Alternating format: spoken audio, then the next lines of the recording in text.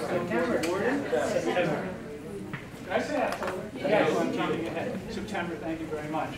We begin our business meetings with a pledge to the flag.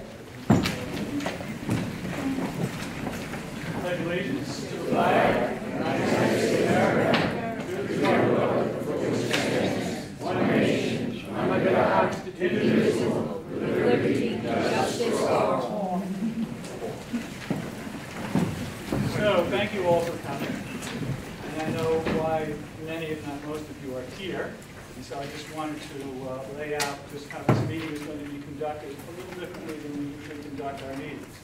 The usual publicly heard session that we have at our meetings is going to be moved toward the end, so that you who are coming here for this particular issue will have your first opportunity to speak. Louder. Before we get to that, the town board has got about maybe 10 minutes of business to conduct.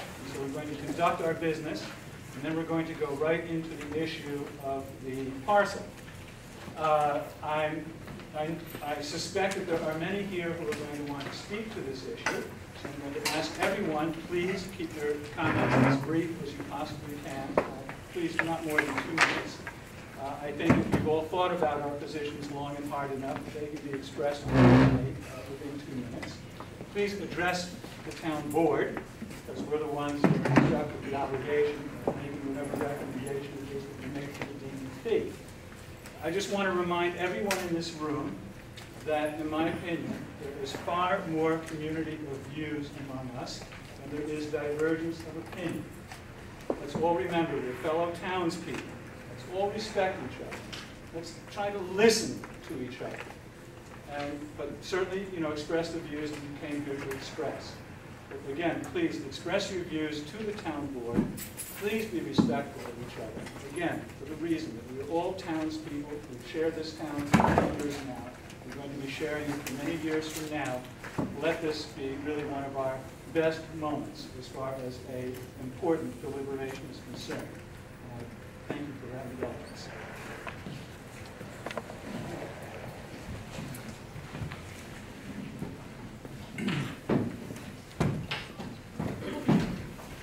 So, going right to the resolutions, be it resolved to accept minutes for meetings held on August 12, 19, 26, 29, and on September 9, 2014.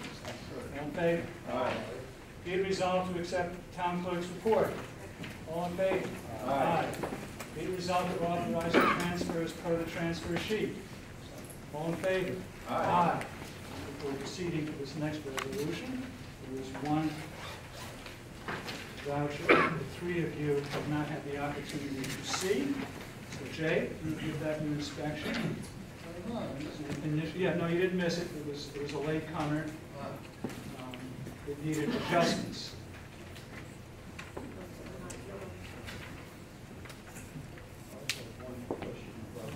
Okay. And is looking at it. What is your one question? I noticed that in the voucher from our town attorneys that there were some charges for speaking to outside people about Cumberland Farms, about CPA business, but speaking to people who were not members of the CPA or not employees or whatever. And I don't know why our attorney charges us when he's speaking to a representative of a firm or a company or a person that's applying to the ZBA. My guess is it was a request of the ZBA. And we can contact Anne Marie or Maria to confirm that. As far as the Cumberland Farm, they have a tax certiorari for the town, so that I'm not sure had to do with that. But ask Anne Marie or Maria. They can probably give you an answer to that. Okay, so everyone has seen that. Okay, so be it resolved to authorize payment of audited vouchers in the amount of $140,562.82. All in favor? Aye. Aye. Be it resolved to amend resolution number 321, 2012, Summer Recreation Trust and Agency account for the purpose of accepting contributions from private sources for the purchase of equipment programs to enhance the Woodstock Summer Recreation Program and sponsorship for deserving campers to be recommended by the Town of Woodstock Summer Recreation Department. All in favor? Aye. Be it resolved to accept the resignation of Anna McGilly from the Woodstock Zoning Board of Appeals effective September 14, 2014. And be it further resolved to thank Ms. Gilly very much for her service to the town. Can you explain that, Jeremy? You can ask her to explain it. She's busy. She's got a life, and she just feels that she can't devote as much time as the ZBA deserves. And those are her reasons. All in favor? Aye. Be resolved to appoint Maria Mendoza chairwoman of the Woodstock Zoning Board of Appeals effective immediately. All in favor? Aye. Be resolved to schedule a special meeting of the town board for September 19 at 5 p.m. at the town offices where a motion will be entertained and entered into an executive session for the purpose of interviewing a candidate for the zoning board of appeals. All in favor? Aye.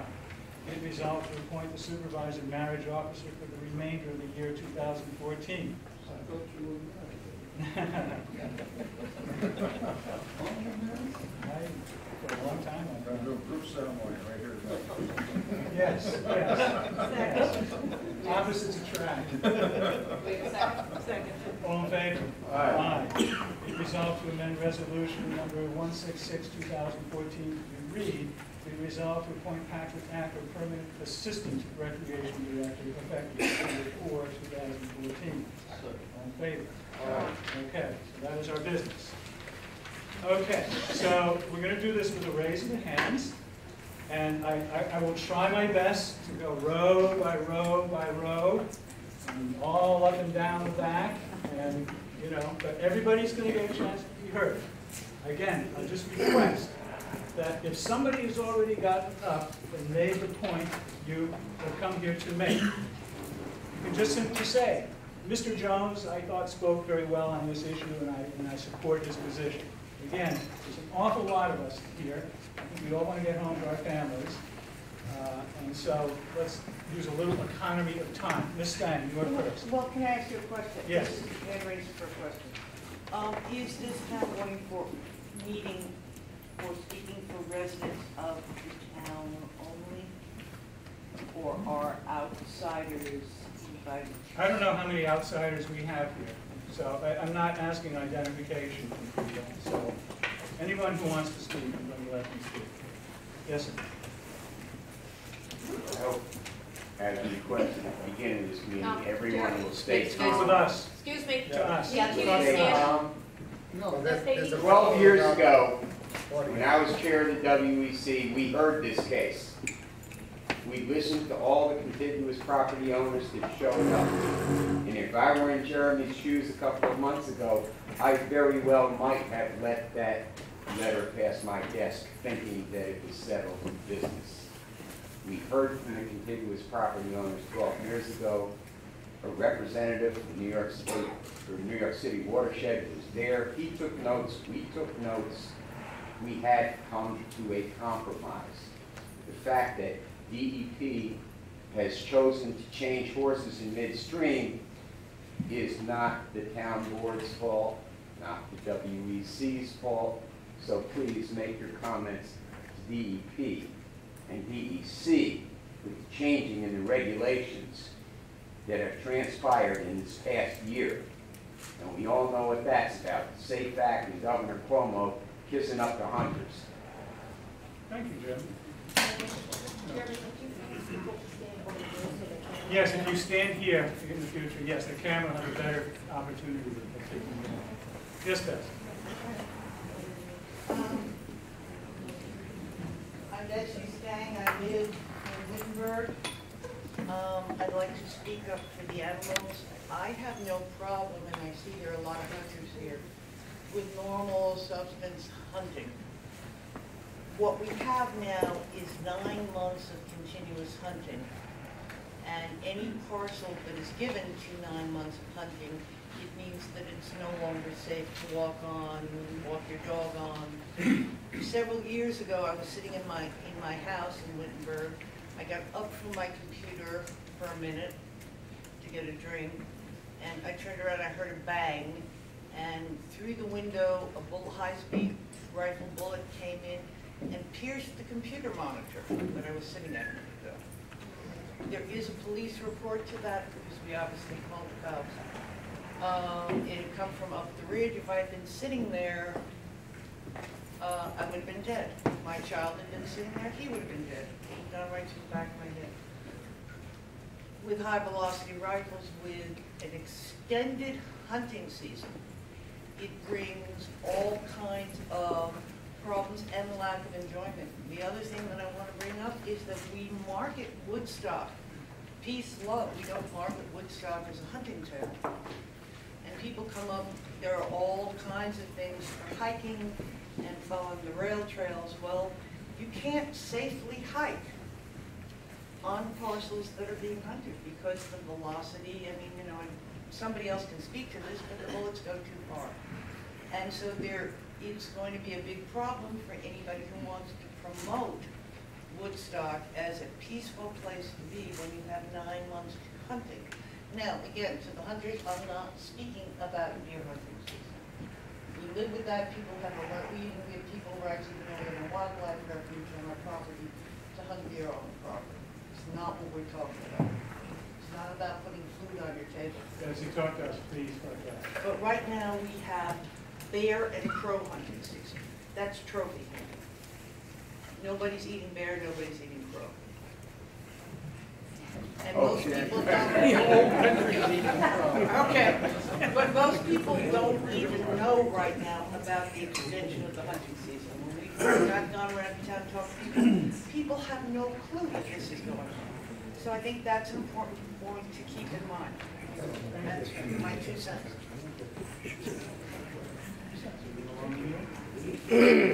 Anyone else in the front row?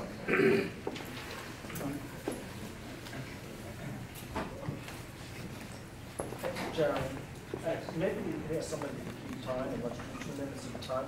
And if somebody wants to come back after everybody else, I'll sit here all night. I'm assuming that's me. You want to? And you can ring the bell in 2 minutes. All right, so if you hear this, that means time's up. I'll make it quick. I'm Nancy Butler-Ross from Bearsville, and I offer copies of a petition recommending that you protect the 828-acre Yankeetown Pond parcel and its sensitive habitats, wildlife, and human neighbors. It is signed by more than 500 Woodstock residents, neighbors, business owners, homeowners, world-renowned artists, sculptors, musicians, who request the town to recommend that this land be open for hiking and passive recreation only. The signatures were obtained by neighbors going door to door, not from national and state rifle associations. Many signers understand that local hunters are respectful and knowledgeable and may hunt to feed their families. There are already thousands of acres of land open for hunting within Woodstock. There is no reason to open this sensitive land for hunting as well. Please, please protect this parcel and its residents, human and wildlife as well. And please act quickly, as it is hunting season, bear season. Contiguous neighbors hear gunfire almost daily. Excuse me. I would like to ask for each of you, if you do vote on this later on, to explain your vote. Here's a copy of the 500 signatures and even more coming in. You'll see they're mostly local names and addresses, Woodstock, Reset Park. So it asks, if you do vote tonight, to please explain your vote. And I had sent out an email earlier today asking, in the sense of transparency, asking every board member to explain if you have any ties to local or national sportsmen's clubs, the Whitburg Sportsmen's Club, or any rifle associations. Or environmental groups. Or environmental groups. Thank you. I didn't get that one. Thank You you. responded. I didn't hear the question about environmental use. Well, I didn't have that. Oh, okay. Anyone else in the front row? Yes. I'll answer that. She was directing that. Right, but I didn't have. I was a member of the Wittenberg Sportsman's Club. I'm not right now. I am a member of the NRA, and I'm a member of Ducks Unlimited. I'm not a member of any other Probably a number of several environmental organizations, but, And I do hunt. I just wanted to say to that email today that I feel that everyone sitting up here is trying to do the best thing for the community as a whole. And whether I was a member of an environmental group or a hunting group really is not, it shouldn't affect my opinion and my vote on how I vote for this. And I feel that way about everybody up here, that we're not voting because we're on a hunting group or we're not in a hunting group. We're voting because what we think is best for the town, the land, and the people. It was just for transparency, that's the only reason. And I'm a member of Veterans for Peace. I just want to say one thing, as far as action tonight. I'm not going to support any action tonight. I'm just one vote. There are 3 members on this board who want to do an action tonight, so be it. I really think what we want to do is hear from you and give ourselves more time to do it. What, to me, what the best outcome for this evening is for those who have very strong positions, whether it be hiking or hunting, really check each other out, have a conversation among yourselves. It's very possible, but just communicating with each other. You might come up with a compromise for the use of this property. That would be the most ideal. So I hope that everybody is receptive to talking to each other. Yes. Oh, I'm sorry, Michael. I'm sorry, Michael. Thank you. You didn't do that, you didn't skip me on purpose, did you? Oh, yeah, of course I did. I thought so. My name is Michael. Eloquence like yours, like loose on this floor. Excuse me? I'm not letting your eloquence loose on this floor. Eloquence. Called me an elephant? I thought there was something fishy about that. My name is Michael Seward. I live in Bearsville. And let's talk about Woodstock. Woodstock is the colony of the arts. It says so right on your logo. On that logo is also a picture of a musical instrument, pen and quill, dramatic masks, and an artist palette. That's what Woodstock stands for. There's a famous artist, Arnold Skolnick.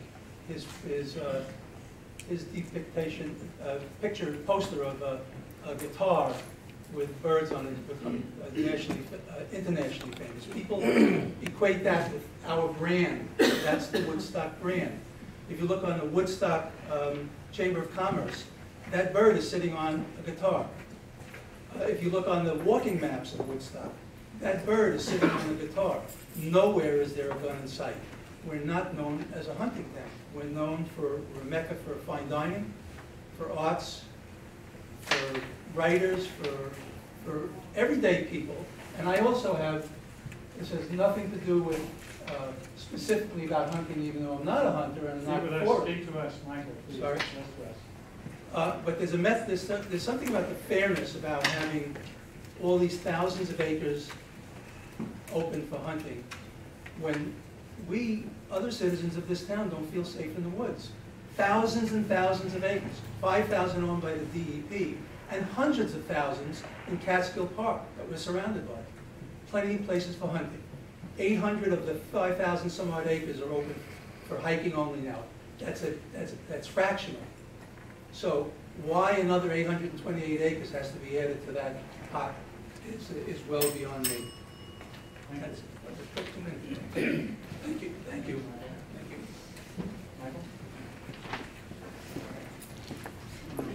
My name is Michael Freeman, Jeremy Paquette. I just want to say regarding the land use regulations and the town board's decision tonight and following this meeting does not need to be forced by unsubstantiated, false claim, fear-driven reactionaries.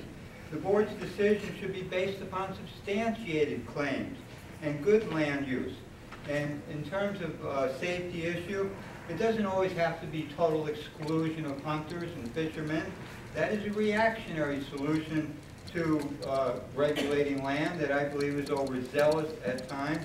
I think that people's fear could be put to rest by, well, besides psychological help, I think people's fear could be put to rest by proper training and recertification of fishermen and hunter by state agencies, by making sure that the hunters know the proper use of hunting and firing a weapon so that others are not in the line of fire.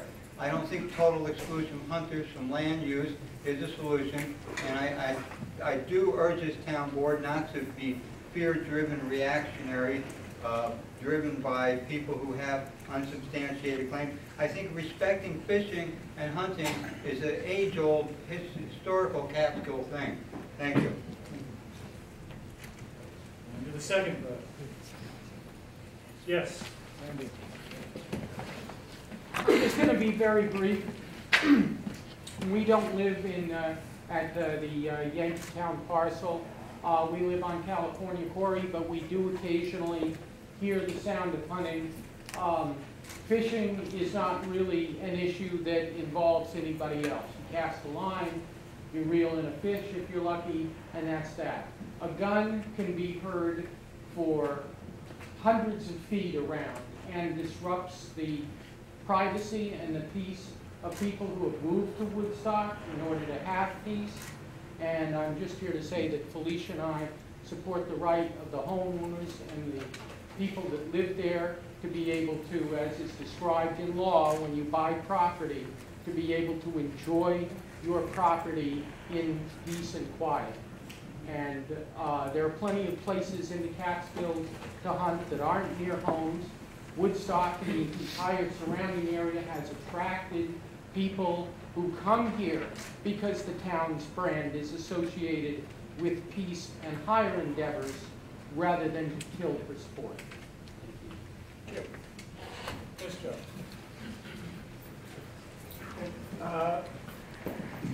I'm Joe Nicholson. A lot of my views have been made known to you, so I'll speak brief. I haven't had a chance to talk to all the hunters, but I would reiterate that the vast majority of people on this issue that have spoken at other public be heard sessions are not anti-hunting. And I think it's important to remember that most people in this debate aren't, you know, the kind of people that are sometimes cast as, you know, virulently anti-hunting. And I'm one of them. I think that this parcel, and in the way that the DEP is being inflexible in terms of deer only, for example, in a short period of time, as was agreed to 2002, that's the problem. And so you really have to look to them as being a source of the problem. And I think you should also look to the Memorandum of Understanding, which is really the basis for the reason that we're all here. New York City and Woodstock and all the upstate communities signed this thing to, you know, it was an agreement, and they both exchanged different rights, obligations, and benefits. One of the things that opening up DEP-owned land was supposed to be for was an economic stimulus to the upstate towns. Other people have spoken about what Woodstock is about. I would just remind you that, you know, the tourists that come to Woodstock are not hunters, by and large. They come for the reasons that other people have said. So if you go back to the original document, the MOU, and look why we're discussing this about opening up these lands, that's the reason. I liked Kathy's comments about the conflicts, but I do want to note that I do believe seriously that Jim Hansen should have, and I like Jim, but he should have recused himself from the hearings on this matter as head of the WEC. That's it. Thank you.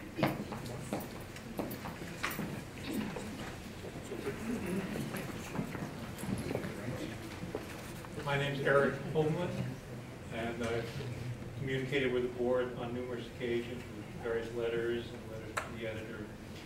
I think they know my general position. I grew up as a hunter, so I'm not against hunting in general.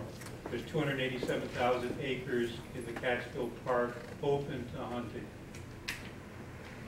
We deserve, as a town, where, as everybody's saying, people come into town, they look for a place to hike, go on a picnic, walk their dogs. Nobody ever asked me where can we go hunt, where can we go kill something. We have an opportunity in this town to take our 5,000 acres of DEP properties and turn them into a park system, non-violent, peaceful place where people can go and congregate. This is what we should be advertising. The idea of advertising that those parcels are open to the general public. One thing that we trust our local hunters. It's another thing to trust everybody bringing a 12-year-old child can get a hunting license now and be out there hunting. Somebody from a complete stranger from some foreign city can come out on our DEP parcels and be firing a high-powered firearm, the bullet of which can travel for miles. 3006 can travel 5 miles. So, I'm Stuart Over, and I live in Woodstock, and am concerned about really the image and the being of Woodstock being destroyed here by hunting unlimitedly in 9 months of the year. Louder. Louder, Sorry, speak up. in favor of hiking only, and believe that anything else is not in the character of this town. And I'll keep my comments short. Thank you very much. Thank you, Stuart. Anyone else on the second row? Good evening. My name is Dave Kitt, possibly with the Paradigm Party. We're all just rearranging deck chairs on the Titanic, as I've said before at this podium. And perhaps what it's going to be like in 100 years from now. Maybe we'll be getting something in our backyards or the Cuomo property if we're lucky. Think good thoughts, know your neighbors, get to know your neighbors, love your neighbors, keep your powder dry. Thank you. Third row? Yes, sir. A couple of comments were made about firearms and noise. Passione, I'm a member of the Wittenberg Club, I'm actually the treasurer, I'm also CPA in the town. Some of the members here, some of the speakers mentioned something about hearing gunshots. Well, Wittenberg has a rifleman, okay? So if you hear gunshots, doesn't necessarily mean somebody's hunting. There's also been a comment made about 9 months worth of hunting.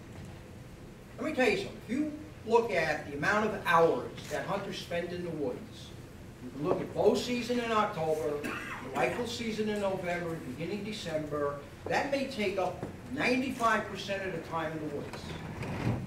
Don't tell me that there are going to be hunters in the woods in January, February, March, April. Maybe you might hear a shot for somebody turkey hunting in May, even on Mother's Day. But the amount of people that are out there, quote, hunting is very limited. Another thing, we're talking about firearms carrying a long distance. In New York State, up until about 5 years ago, half of the state was restricted to shotgun, not rifles. What happened was the state of New York realized that because of the heavy timber, that it is safe to open up the rest of the state. Almost 95% of the state now is open to rifle hunting. Why did the state do this? And don't tell me it was because of the pressure of the hunters. You're talking about a very liberal state, all right? The other thing before my time runs out. I've been in Woodstock for 50 years. My understanding of Woodstock, that this was an all-inclusive community, that we embraced everybody. All I see here, and I'm very conservative, and I see the liberal ideology, you either conform to the dogma, or we don't want to have anything to do with you. We won't embrace you, we don't want anything to be part of our community. That's what I'm hearing. I don't see safety issues here. A woman mentioned something about that happened to her. I had a couple of stories told to me. We started to drill down into them. It turned out to be totally bogus. So, thank you. the third row? So coming across on the third row over here. Chairman. We finish the third row?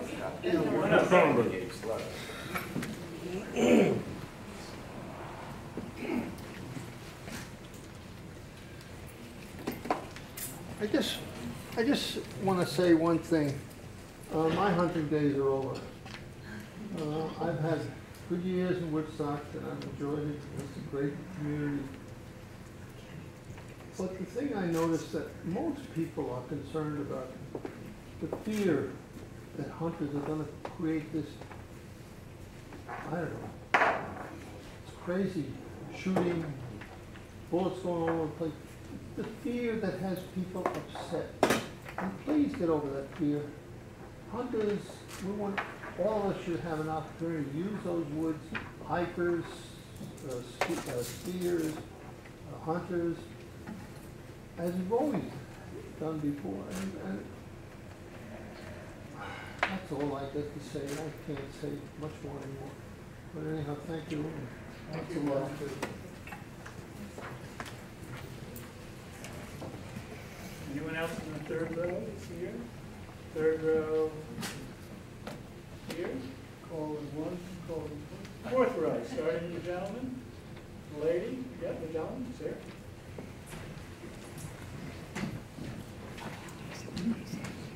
My name is Dror Shua. I live on Bears on Lake Hill, and I just want to address the board. I just want to address the board. I think that you have an amazing opportunity to kind of make a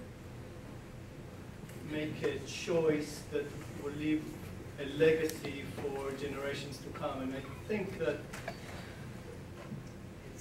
there's no exclusion here in that choice. Basically, if you choose to have the area, this beautiful land of 828 acres, hiking only, you're not excluding, you're not hurting the hunters. You just ask them to move to a place that is safer to the neighbors, and you're going to get a lot of people happy that they're having a peaceful and safe area to be. However, if you choose to make it a hunting area in 10 years from now, a bullet round, statistically it can happen, and hit someone and that person dies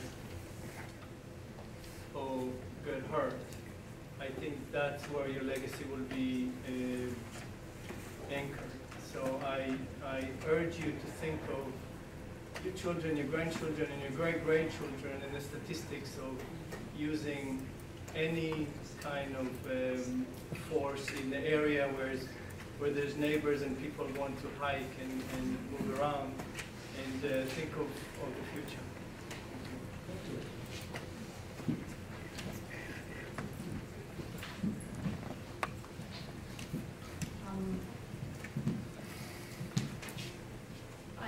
I live in Wittenberg Road, and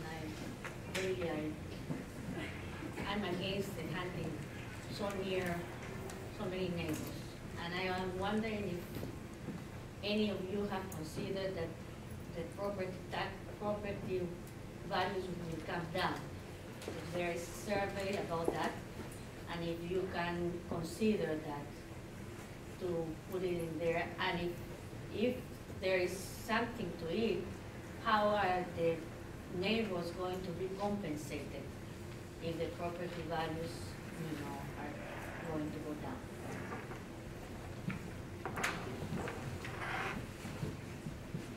Anyone else in the fourth row there?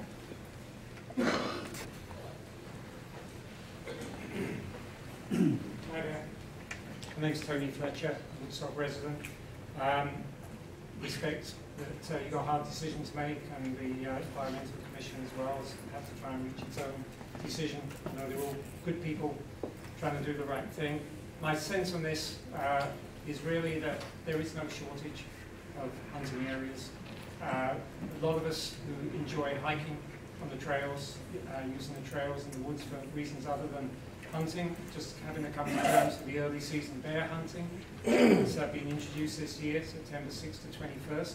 It's taken away a really valuable part of the year for people who don't feel that it's safe to be out in the woods. And you have an opportunity here to understand that this is not an either-or. There is so much opportunity for hunting that I think that you can keep these lands as they are, and you will do better for it. Now, the reason I understand that it's been recommended is what I've both read and is what I've gathered from talking as well, is to do with overpopulation of deer. And you know, we hear this a lot, and I get to thinking, if we live in a nation that can supposedly pinpoint drone attacks on the other side of the world, why is our only solution to overpopulation to shoot at something? And you can draw an analogy between those two things as well. Why is that the only way that we can solve the problem? Is that we have to go out and shoot at it. And I also think, what does it say about Woodstock if we say that because we have an overpopulation of deer, we're going to shoot them down? We have no other way of tackling this problem. I don't believe there aren't better brains in this community and in this country to solve a overpopulation problem in some other way than allowing free rein, to allow hunters free rein and free range effectively. And you know, I have been in a scenario where I've walked up my private road and had hunters coming down, had a hunter coming down, and you know, the sign says no hunters, etc., etc. It doesn't always work, and I don't know if you've ever been in that situation, but I'm just not, I can't say that every single person respects that. So I really ask you to do the right thing, to do the right thing for Woodstock, the town. I appreciate it. Thank you, Colin. Anyone else in the row there? On this side? Yes, ma'am. I just want to cast my opinion, as Tony and others have spoken, that I'm in favor of protecting that one parcel of land to be for hiking and recreation only. Because I know when I have guests that come from out of town, we always look for a place to go where it's beautiful, where we can observe the nature and be, you know, in that environment that Woodstock offers. So I really hope that we can pass the possibility of keeping that parcel safe. Anyone else in that row? Row behind? Anyone? Eli, you got anything to say? Joe? No? Okay.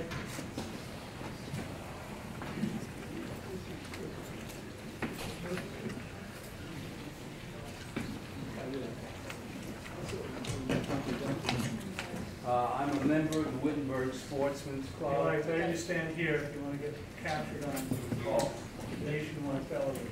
Okay, I'm a member of the Wittenberg Sportsman's Club. I'm a former president. I am not a hunter. A couple of weeks ago in the paper, it was reported that Jeremy's wife was involved in a car-deer accident. And it was further reported that this is relatively common. There are about 100 car-deer accidents in the town of Woodstock a year. And when I was reading that, I thought back on something that an elderly member of the club once told me. He said that when he was a kid, it was a rare and special event to see a deer. I couldn't reconcile those two things, 100 car accidents a year and a special event to see a deer. So I went on the internet like everybody else, and I came up with some numbers. And there was disagreement a little bit, but basically it said that in the 1930s, there were approximately 300,000 deer in America. Today, the estimate is somewhere between 20 and 30 million. That means for every deer that existed in 1930, there are between 60 and 100 today.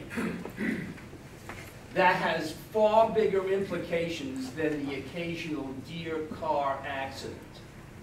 The very nature of the forest outside our door is changing. And it's changing for half the forest. The hardwoods are going. They're not being replaced because the deer are eating the seedlings. I'm going to read a couple of things here from the Nature Conservancy website. before you read it, you know what, leave us with the information, but we've got to cut you off. I spoke in 2 minutes? Yes. I'll tell, can I read one thing from the last one? On the second round. Will you come back?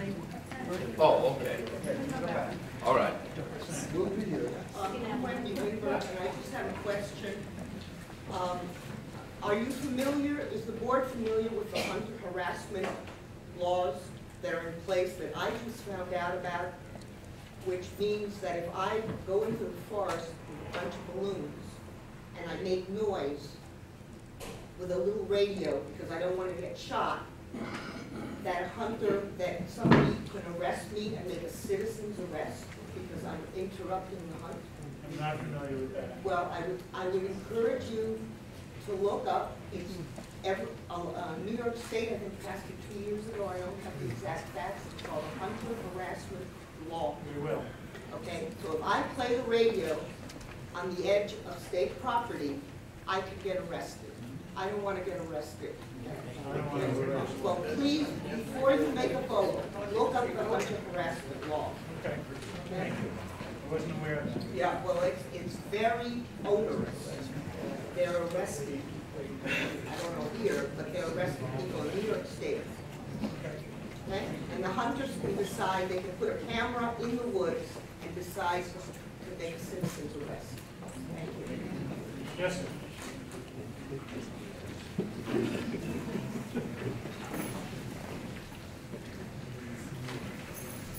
Joe Leone, I'm a past president, life member of the Wittenberg Sportsman Club. Wittenberg Sportsman Club was formed in the 1930s. Some of the past members built the town of Woodstock. It's got a live, active shooting range, so you're here shooting all the time. The Wittenberg Club did what they did 12 years ago. They contacted the neighbors to sit down and discuss this. While in discussions, the neighbors went a different way and decided to do a petition for hiking only. We're still open to listening to and sitting down with them, but they went a different avenue. The town board commissioned the WEC to do a study and report back to them. I don't think the veterans on the board, like Mary Burke, Ann Brandt, and Grace Bound, are pro-hunters. They took the information from both sides of the aisle. They looked at our stuff, they reviewed it, we gave them information from Hussonia, DEC, DEP, Cornell Cooperative. They reviewed it, they researched their own information, and they came back with a 5-to-1 vote. And I think it would have been 6-0 in our favor, but one member decided that wanted to discuss bow hunting in that area more, which I understand. There's no open issues on this. This property was open for years. It's only been closed for the last 12 years since the DEP owned it. There were no issues on it before. All the thousands of acres that are open on DEP and state land and the Catskills here have had no problems on them. All this new land that's been open. The WEC looked at our information, came up with forest management and wildlife management. And that is the key. It's environmental. It's environmental friendly, and this is how the woods are taken care of. People don't come to Woodstock to hunt. The Mink Hollow property is about the same acreage as this. You go up there hunting season, there's four trucks parked in the parking lot. There's not a lot of people up here hunting. Thank you, Joe. We'll come back. Okay. Yes, sir. Me? Yep. Oh, I just had one, I agree with most of the people who are against the hunting. I would like to address this man here. No, address the board. Oh, do I have to go up there? No, you can stand there if you want. Okay, as far as people, I don't know what happened with your wife hitting deer, but I live on Glenford Wittenberg Road. People go up and down that road 70, 80 miles an hour, and it is no wonder that things get hit. I actually was hit by somebody's rearview mirror one day when I was walking in the daylight. I do not see the deer that I used to see. I have seen 2 deer this year, and I have seen no deer poop around any place.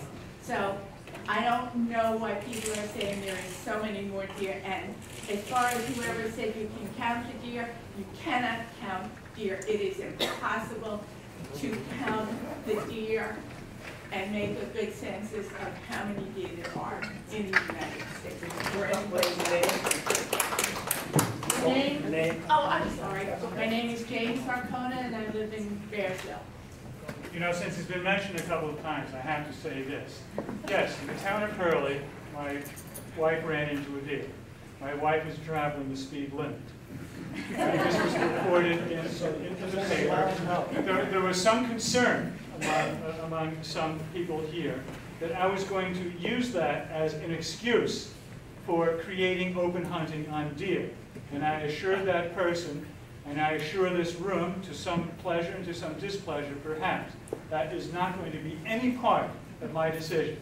The reason why I made that announcement at a town board meeting was only to warn drivers that it happens. Just be careful. And sometimes it's only, the irony is that the following week there wasn't a single one. But the week after that there were two. The week after that there was one. There's tons of deer. But all I'm saying is that is not guiding my decision in this process. I just want to make that clear. But let me again take the opportunity to remind those people, especially the ones that you pointed out who speed, you really are taking your life into your hands. Because if you're not traveling the speed limit, if you're traveling fast, and if you run into a deer, it can kill you. So that's just a separate message from everything else that we're talking about here tonight. But thank you. Anyone else in this row? Okay, going back in the back row there. Any gentlemen there? We'll get to you. Hold on, let me just go down the seats here. If there's anybody sitting down in the last row who have anything to say? Anyone on this side of the aisle? Yes, yes, okay.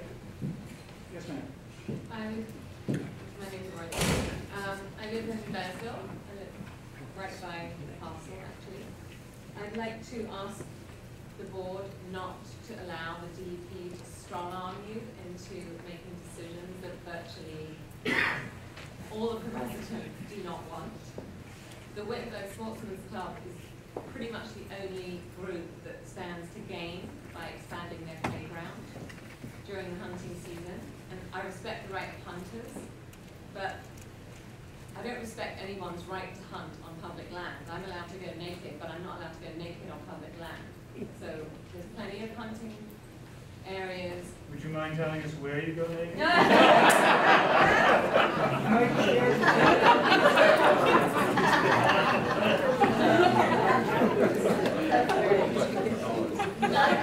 Hunting will not manage deer when you can only shoot deer for about 10 weeks a year. So expanding hunting season makes no sense, especially when all you're doing by expanding hunting season is allowing hunters to kill the deer's predators. That's all I'm asking. Please do not appease one small group and ignore the taxpayers and the other local residents. Thank you. Anyone else in this room? Yes. Yeah, my name is Shalom Aspen. I live on the property and just for Are you the gentleman who I've had the email to? Yeah, she was naked and I wrote.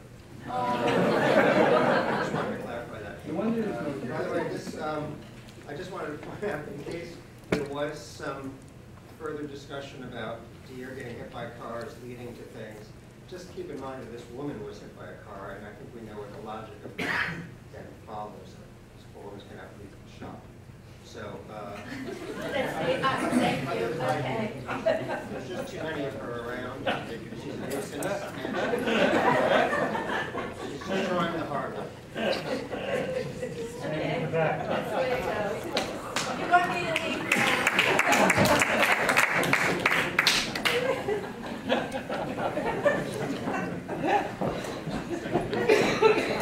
Hello, town board members of Woodstock. My name is Erin Moran. I live on Pond Road. I came to Woodstock 36 years ago. I love Woodstock. There's always a lot of emotions and different opinions here. I would first like to say thank you. This is a very hard decision. I've been to several meetings lately, and you guys really do deserve a lot. A round of applause or something, I don't know, because you really, you're doing a lot. We appreciate it. Either way, it's not an easy decision. I would like to ask you, don't believe the hype. There's a lot of things going around. I've actually done research. I've actually have information I'm going to give you. People are saying the deer are killing the forest. The state of health of the forest has two components, the deer and the canopy. The canopy of the forest is very thick. This doesn't allow sunlight in. We allow hunting, we reduce the deer population. Guess what? The forest is not going to come back. The canopy has to be attended to as well. This can be done by several different methods. I'm not going to tell you. Maintaining the forest is the job of the landowner. That would be the DEP. The DEP has the resources, both financial and the personnel, to do it. They are simply looking for an easier way and a cheaper way out. The Woodstock Sportsman's Club has come out here tonight in numbers, which is impressive. Some of them have said that they care about the forest and the forest life, and they want the life of the forest, and they want to help. They have over 140 acres that can be used by their members. This doesn't include the land that private homeowners allow them to access as well. Some of those people do live in and around this parcel. They've told me. I'm a person who actually went. I went door to door. I knocked on doors. I had conversations, lengthy, some of them, with my neighbors, with people who live on Pond Road, Charlie Spinacki, etc. I really have talked to the people. Darn it. Really? Come back. It's going to be like 2 in the morning. I was like barely done. Chairman, we have a couple of seats to people have left. Okay, a couple of seats here, folks, if you're tired of standing. Okay, so now we'll go up this side of the standing room. Any hands? Any hands? Yes, ma'am. Hi, my name is Melissa Siegel. I'm totally opposed to having the land open for hunting. But if you should decide that it is open for hunting, what is the situation going to be about trapping? Years ago at Wilson State, a dog got caught in a trap because it wasn't posted. Wilson State is public land, and the dog got severely injured. My dogs have gotten caught in traps. So I wonder what is the situation on trapping if it is open to hunting, which I am opposed to. Trapping, you say? Trapping. We Setting made an traps. agreement with the DEP 12, 14 years ago that there would be no trapping on DEP lands in the town of Woodstock. So there's no trapping on DEP lands. Anyone else? How about backlighting? How about who? When they put the lights on at night. That's illegal. I know That's it's illegal, illegal. but they still do it. All the cops. All the cops. Right on Wittenberg Road, right where the hairpin turn is. Maybe this lady with the balloon and the radio would be willing to come out. Anyone else standing over here want to say anything? Yes, ma'am. Yeah, that's you. My name is Hillary Sanders. I am not a hunter. I have never been a hunter. I've never killed anything willingly, ever. I don't even like guns. Camera, sorry, camera. But I think that there is a bigger picture here, and I think that that is one of elitism and exclusivity. Elitism defined as some person or persons who are considered superior by others or themselves, who generally don't care about anyone else. This area has a history of hunting. It is important to our culture and our ecosystem. This is risky, but if you don't believe in abortion, don't have one. But people who want to hunt should be allowed to hunt.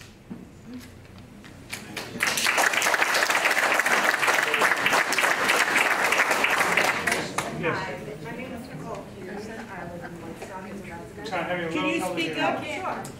My name is Nicole Peterson. I live in Woodstock. I'm a resident. And if you want to talk about uber elitism, we'll talk about the animals whose lives are lost to hunters. And we'll talk about why the deer population spikes, because hunters have killed most of their natural predators. So, and I've seen less and less deer as the years go on. So, I mean, that's really all I'm going to say. I mean, if you're talking about human elitism, you gotta include all the humans over the animals. No one is safe from us. And if you go to, I mean, there's people that live all around there. I'm not gonna take my daughter there to hike anymore. Fear of getting shot. The waterways are gonna be destroyed by the lead in the bullets. I mean, talk about everybody, not just one person. Let's talk about the animals. And maybe they wanna live, maybe they don't wanna be destroyed, maybe they'd rather not be murdered. Thank you.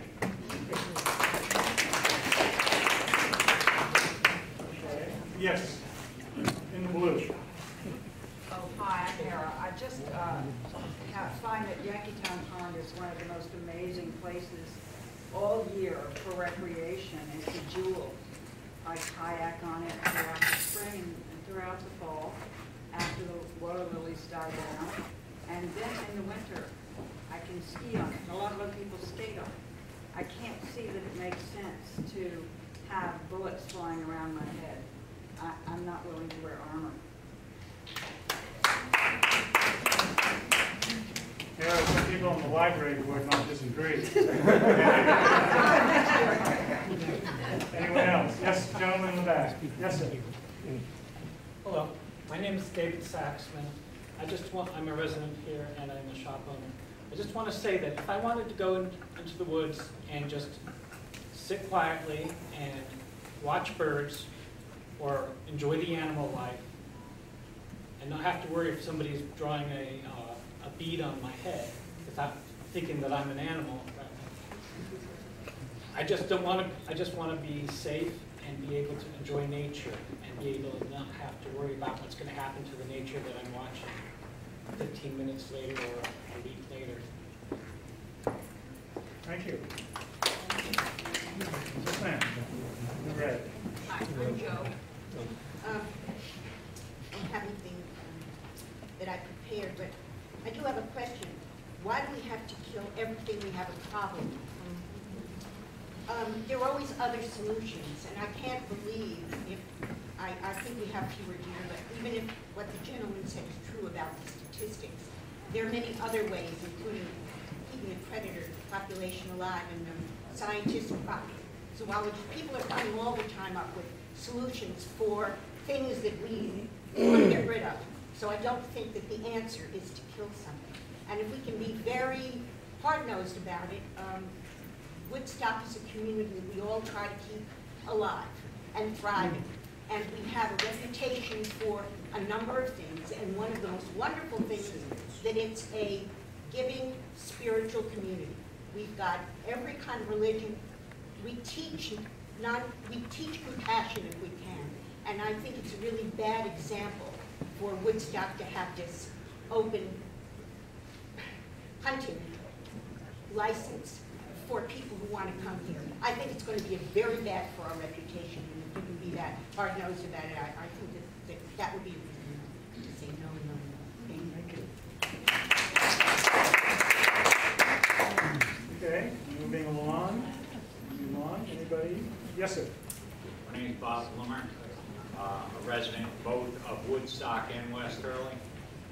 I'm vice president of Wittenberg Sportsman's Club. I think everybody's also overlooking something. The problem here is the water and the woods and the forest. I bet you a lot of people in here have deer fences. And that's because there's nothing in the woods for the deer to eat. And at the same time, they put moratoriums on the mountain for logging. There's no more logging. So you can't open up the canopy so you can get new growth. So everything that is in there is gone. You shouldn't be able to walk in the woods and look 500 yards down through the woods. On Wittenberg's property, we're in a tax season for the forestry program. We're also a member of Watershed Agricultural Council. If we went in and followed the regulations of our cut, Wittenberg, a good portion of it would probably be field right now because there is no undergrowth. And what happens with the deer are, you might not see them on Wittenberg because that's the few guys that do hunt there. When I say only a few, out of all the members, I think there's a handful. 5 of that I know of. The deer go from there, they go to Yankeetown. or they go across Wittenberg. The minute you put pressure on them somewhere, they move there, they set up residency, they do the same thing to that woods. It's like a goat. They go through and they eat up and down till they can't reach it anymore. The acorns are on the trees right now. I own a tree service here in this town. If I come in yards that have deer fences right now and I take down an oak tree, which I did the other day, you can't walk on the ground. It's like walking on marbles. You go in the woods right now, which I did the other day, and as soon as they hit the ground, they're gone. You could have the best acorn crop there is, and within 2 weeks' time of them things hitting the ground, every one of them are gone. Forget about it if the pigs get here. 2 minutes, thank you. You can speak again when we go all the way around. Thank you. Yes, sir. Yes, my name is Dennis Loud, and it was said in a previous meeting that hiking is very safe and hunting is very bad, but I can't find one instance where a hunter has injured a hiker. But if you go to Greene County, I wouldn't go hiking there. That's been proven to be pretty dangerous all on its own, and it had nothing to do with a hike, nothing to do with a hunter. And I'd also like to say that I agree totally with what Joe Leone said. Thank you. Thank you. Yes, sir. I'd just like to say what's fair is fair. I've heard we have hundreds of thousands of acres open to hunting. Well, it's also open to the hikers. I think it'd be quite unfair to open up this 828 acres strictly for hiking and banish us hunters. Thank you.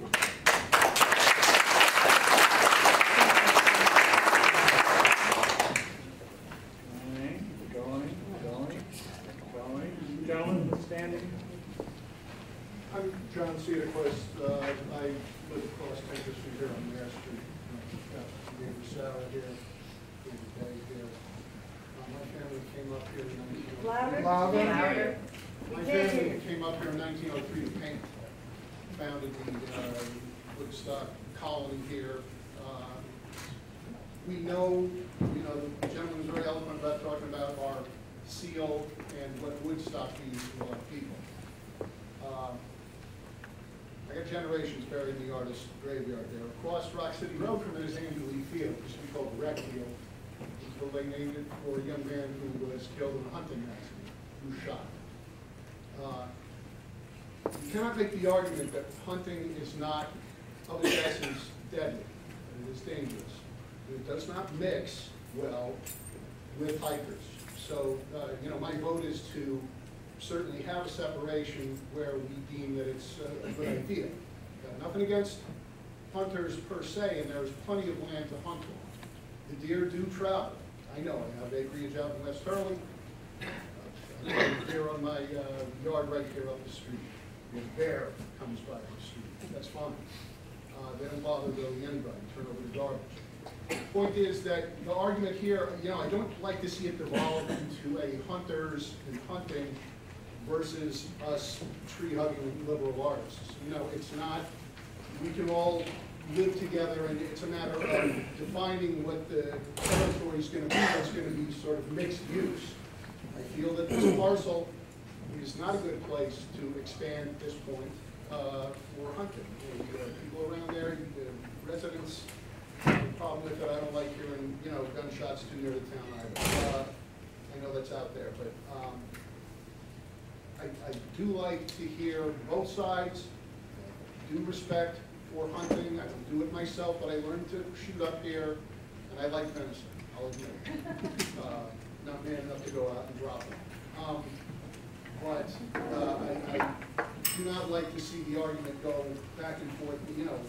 Broad statements about hunting and protecting the deer and all that, that's not the issue here.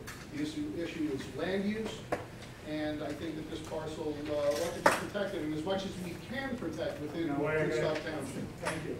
Howard, did you want to say something?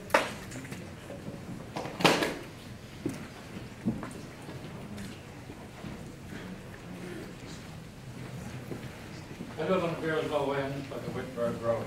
This parcel is right up my house. I've hunted it for 55 years. I've had a tree stand up there 35 years. From 6:30 in the morning to dark. If I see 3 hunters, it's lucky. I wish more would come through to scare up some game. I've hunted there my whole life, my family's hunted there my whole life. We mentioned about all these thousands of acres in the Casco Park. How much of it's posted? I know people bought my mother's property when my dad died, 45 acres, he built a house, he would not let me hunt onto it. So we're talking about where do you hunt? There's not many places around here open and you can go hunting. That's all. I hunted, I'm not a trophy hunter. I shot deer for my family to eat. They come down and eat my flowers, I'm going to eat them. So.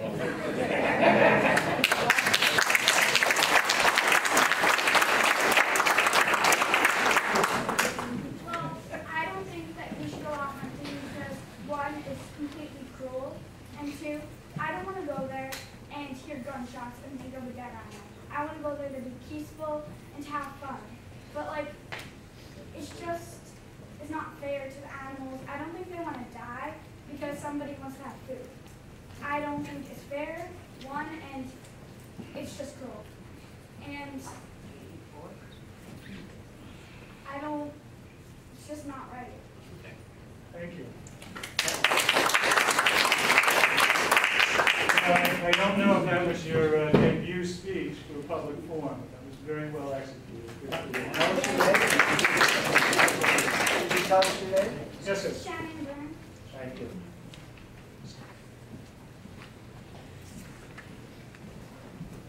I'm Jeff Schultes. I live on Wittenberg Road in Bearsville.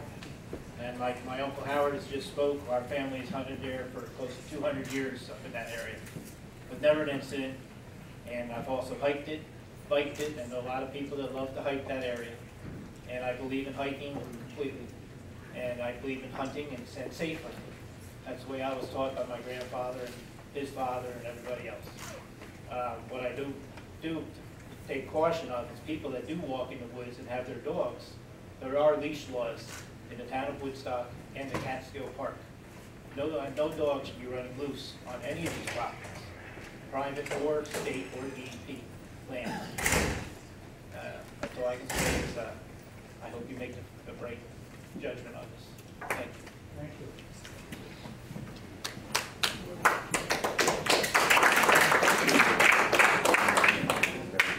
Okay, working our way down the wall. Yes. I was unsure if I should speak. I'm not a town resident. I am locally grown and raised in the mountains near town. I work for Parks and Recreation. I see many people divided, and I'd love to see people come together in some aspect. I work for a Parks and Recreation agency. I am a member of a different sportsman's club. I've grown up hiking, hunting, fishing, gardening. I grow things for the deer to eat on my home. And there are times that we do need to harvest them for food when money is not good.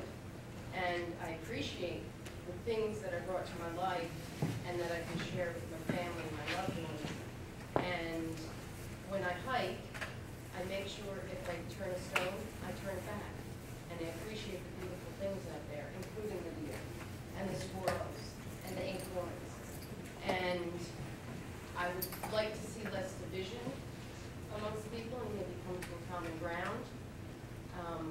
Working in Parks and Recreation, I fear that down the road, with an exclusive hiking area, we'll be here in 15 years deciding whether it should be a 6-foot wide paved path area.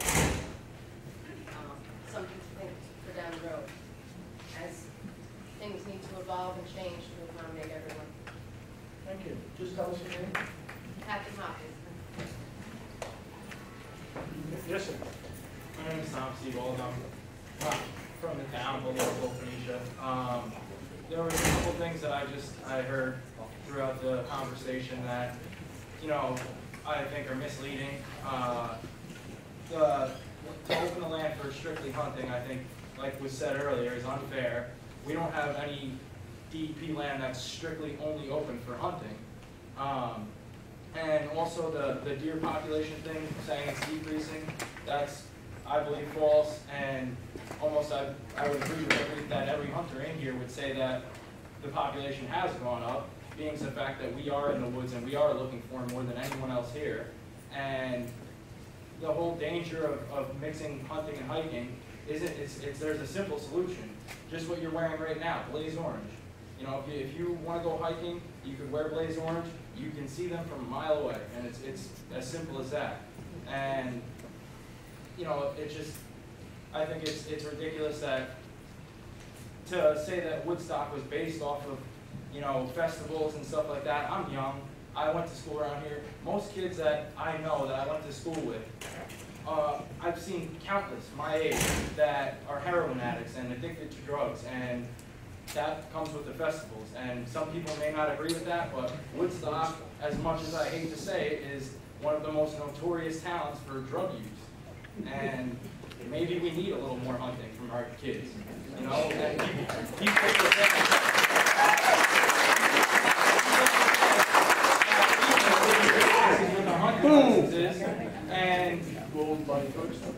and you know, they also forget, they say that it's dangerous. We're all required by the state to take a hunter safety course, a bow safety course, and there's no argument of the fact that, yeah, maybe on occasion someone misuses, but we're all taught the rules of hunting and safety. Thank you. Thanks, one question. Wait. I want to just, we're almost down our line here. Any gentlemen here? Anybody here?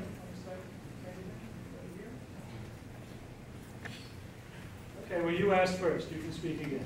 I would like to ask this young man a question because he mentioned. That's not the form. You're supposed to be directing to the board, not. Oh, I'm sorry. As a board.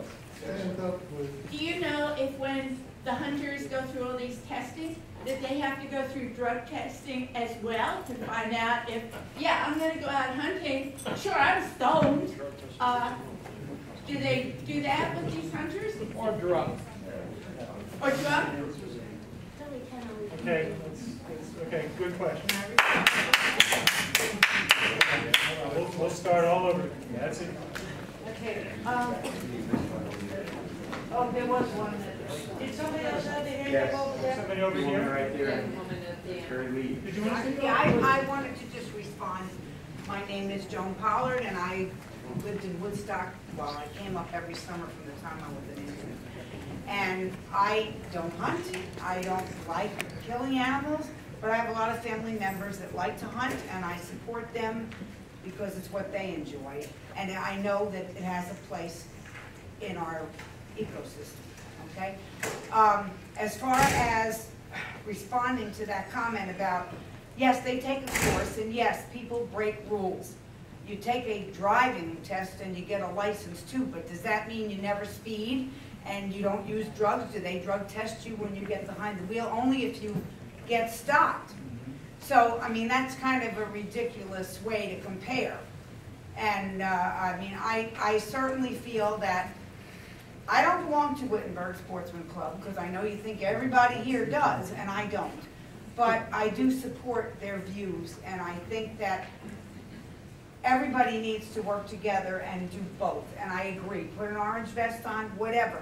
There's not hunting 9 months a year. There's no way.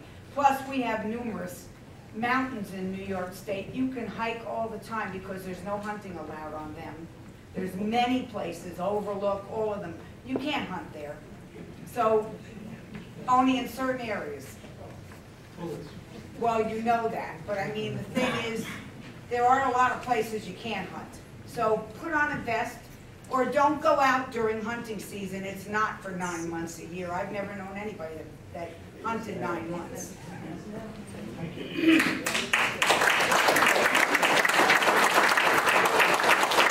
Okay, now we get a second bite at the apple. Beth. Okay, yes, hunting season is now 9 months a year. Okay, talk to us. Talk to us. Hunting season is now 9 months a year. I didn't bring those program right now. We have bear and crow. Okay, talk to us. Who is eating bear and crow? Most people here are not talking about deer hunting for food. My husband has hunted deer for food. We feed the elders. We're Native American. We believe that some of the people must eat natural food. We allow some of our neighbors to come and hunt because we know they hunt for deer responsibly. We don't allow people to do trophy hunting. We don't allow people to shoot bobcats, shoot bears. 9 months a year is a brand new thing. It's a whole new ballgame. It just started. Nobody, we're not talking about traditional hunting season, where everybody says, yeah, if I'm going to go walk, I'm going to put orange on. I don't want to have to put orange on 9 months a year. Yes, I don't want to put orange on 9 months a year. I don't want to know that we have one season, which is summer, when we can go take a hike. We can, and there's a lot of recreation about that area of Pond Road. It is, like it or not, there has been stuff built up around there. It is used for recreation. And with 9 months hunting, you can't say, well, I don't know. Apparently the DEC is saying we can't say you can just hunt deer season. I don't mind hunting for food in a responsible way. I honor every hunter who does that.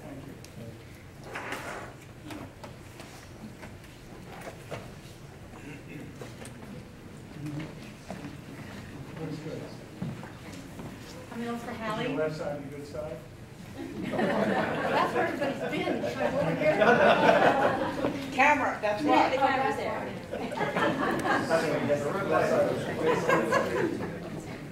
My name is Ilfra Hallie.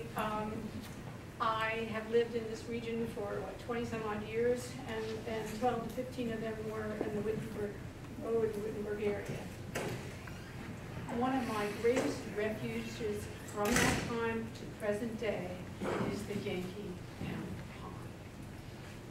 Whenever, and this has been all this time, it is a place of such beauty and peace,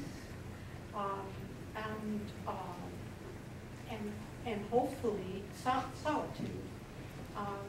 There are people who are growing and canoeing and whatnot, but the birds are saying it's a gift to this community to have this space as a refuge. And I'm speaking of that because I was under the impression that that's part of why we're gathering this evening, is to talk about this particular parcel. And it seems to me the question isn't one of hunting, because we've already ascertained that there's hundreds of thousands, there's huge amounts of space of hunting available in this region. The question is what to do about this parcel. What do we allow there? And I can share only one other thing quickly, which is that one of the times that I was out walking in the, walking in the woods and whatnot, which I did often, great refuge. And there was a deer with her newborn, fairly newborn fawn, 2 of them. And then I heard this sound up the hill a little bit, and there was a man with a gun and his son who shot at them. And I was fortunate to be able just to go and have a conversation with them. And really talk to them about what are you doing? What are you doing here? This is not, and it was very meaningful, and I was very lucky that I had an opportunity to do that. And so I just call forth these questions. I'd like to address the rule breakers. I personally have called Woodstock PD in the past 20 years at least 8 times because of people that I found breaking New York State hunting regulations. The first time this guy shot a deer bow season in Alice Bailey's backyard, right from the Glenford Road. He was in his car. He wasn't from around here, and he left the deer. I confronted him in Alice's front yard. I knew that her and her husband were doing Meals on Wheels, and they weren't home. What are you doing in her yard?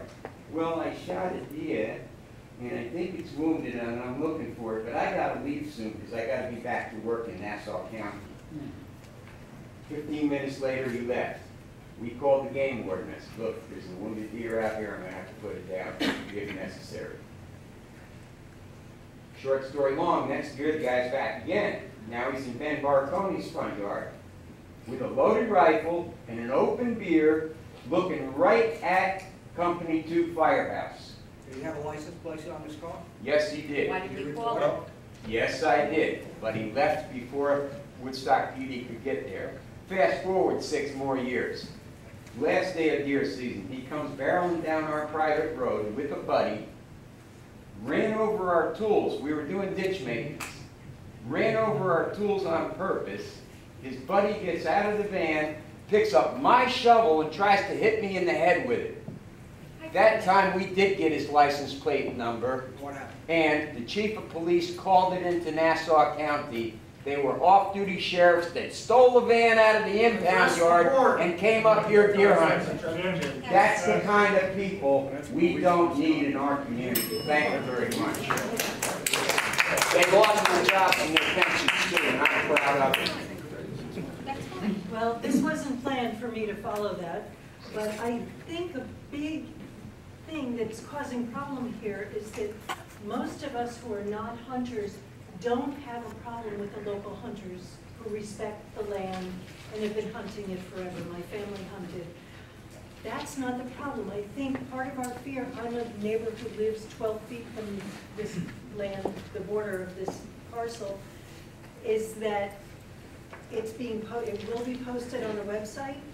There are signs up along Whitford-Glenford Road, up and down my driveway, saying this land is open for hunting, fishing, and hiking. This is for anyone who sees it on the website, decides to drive 2 or 3 hours, come up here, may not know the land, may not know the lay of the land, where houses are tucked in.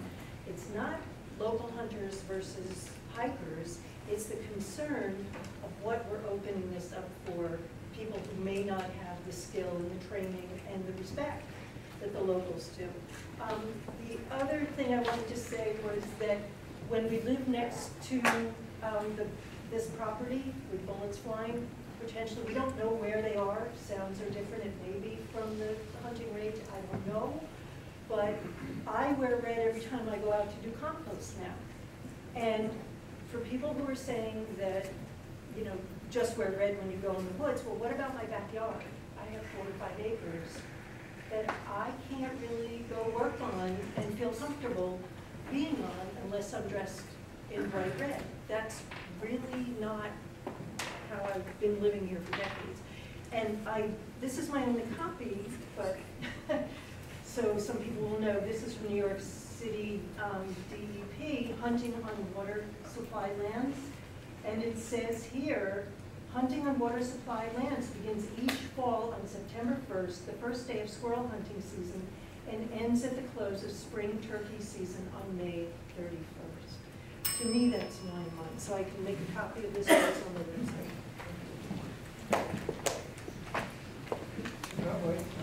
First, Michael, and the second. It's interesting how people look at the same thing and say they see something different. Someone will look at something that's blue, and someone will say it's not blue, it's green, and someone will say you're crazy. It's blue. We have something similar here, I believe, is that there's this misconception, or everyone's interpreting the same thing, but interpreting it differently. And denial is not just the river in Egypt. Denial is denying that it is a 9-month hunting season. People are saying, well, people are not out there hunting, but they're allowed to. The state has opened it up for 9 months. There's no questioning that. It's on the books, or the internet, it's all over the place. Number 2, the concept, how can you be afraid of it when it's such a safe sport? Well, perceived danger is something that people can't, that's where people have phobias. I'm sure there are people in here who are hunters who are afraid of something. They can't be afraid of nothing in the universe. Those are perceived dangers. People respond to fear in the same way. Whether it's real fear, whether it's real, or whether it's imagined. That's something I think that people should take stock of and pay attention to. And the gentleman who get next to Joe, they give those facts and figures. Those are all. I've read. Yes, you. Address us. I'm sorry. I read those same facts and figures. Those are pretty accurate from back then. That was then. Less people, slow cars. Now more people, more cars. They hunted then. They hunt now. We have more deer than ever before. Something is not working with hunting. Let's find another way to control the deer other than shooting them.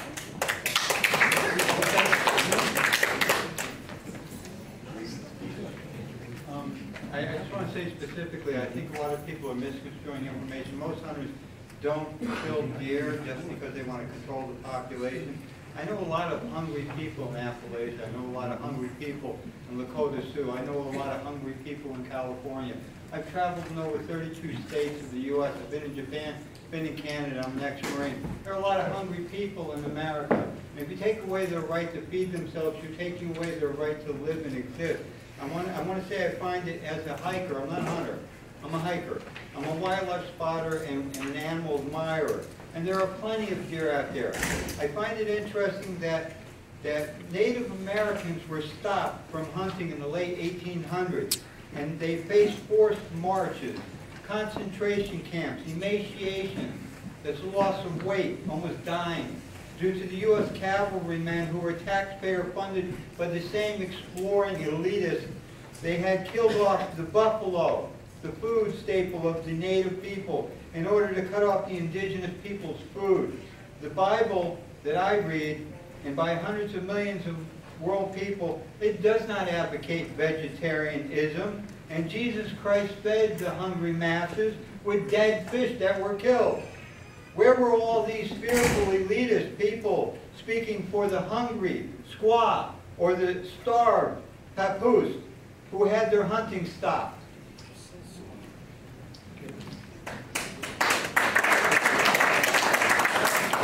Second row, Randy. I wasn't going to speak again, but I was very taken aback and quite offended by a comment that was made earlier. And I consider it to be a mark of desperation on the part of the people that this individual represented, where he had the audacity to attack the culture of our town and the general feelings of our town that have been expressed here tonight, in calling it drug-oriented, in calling that it has some sort of nefarious background. This is the culture of our town that was attacked.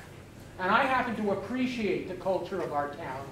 And as I said, I find it to be an act of desperation, and I think it belies the fact that what you have here are people from the town who all can be described as communal, as people wanting to share, whether it's the culture or whether it's the peace of the area, as opposed to these other people who this gentleman who attacked the culture of our town represents, which is wham, wham, wham, me, I want to fire my gun because it's my tradition and it's an extension of my anatomy.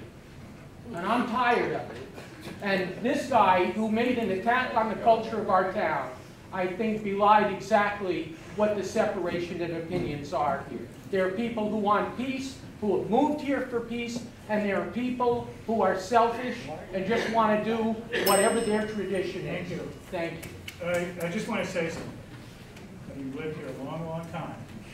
And I want to say this in order to preserve peace between our community and the fair village of Phoenicia and the town of Shandaken. When I grew up, I went to Onteora School, the district that we shared with Shandaken. Going back many, many decades, we were referred to as those drug-addled hippies. And we always referred to them as still eating out of their wooden bowls and skidding their dogs. So this is just something that's been going on between Woodstock and Phoenicia. He's just simply carrying on a tradition.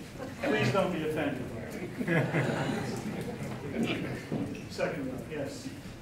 I just wanted to address a comment that someone made that he was unaware of anyone who was hiking getting hit by a hunter, and I asked the board to look at, I just Googled hunter shoots hiker, and you will find hundreds of entries of hunter shoots hunter.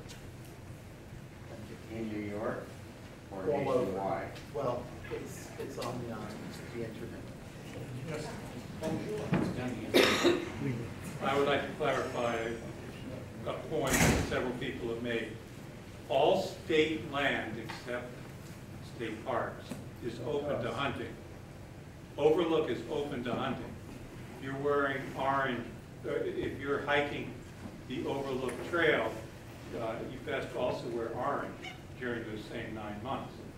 All of these state lands are open to hunting. So again, we're looking for, I want to make another comment. One of the big problems with deer is coyote. And this is beyond the scope of the board except on our DEP parcels. We can protect coyotes, bears on our DEP parcels.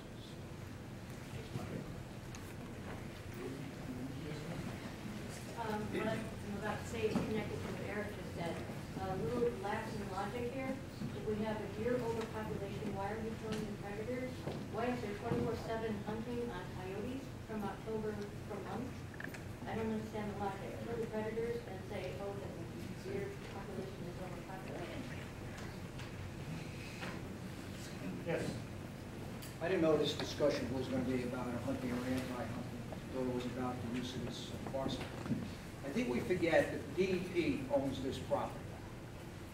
The DEP is New York City.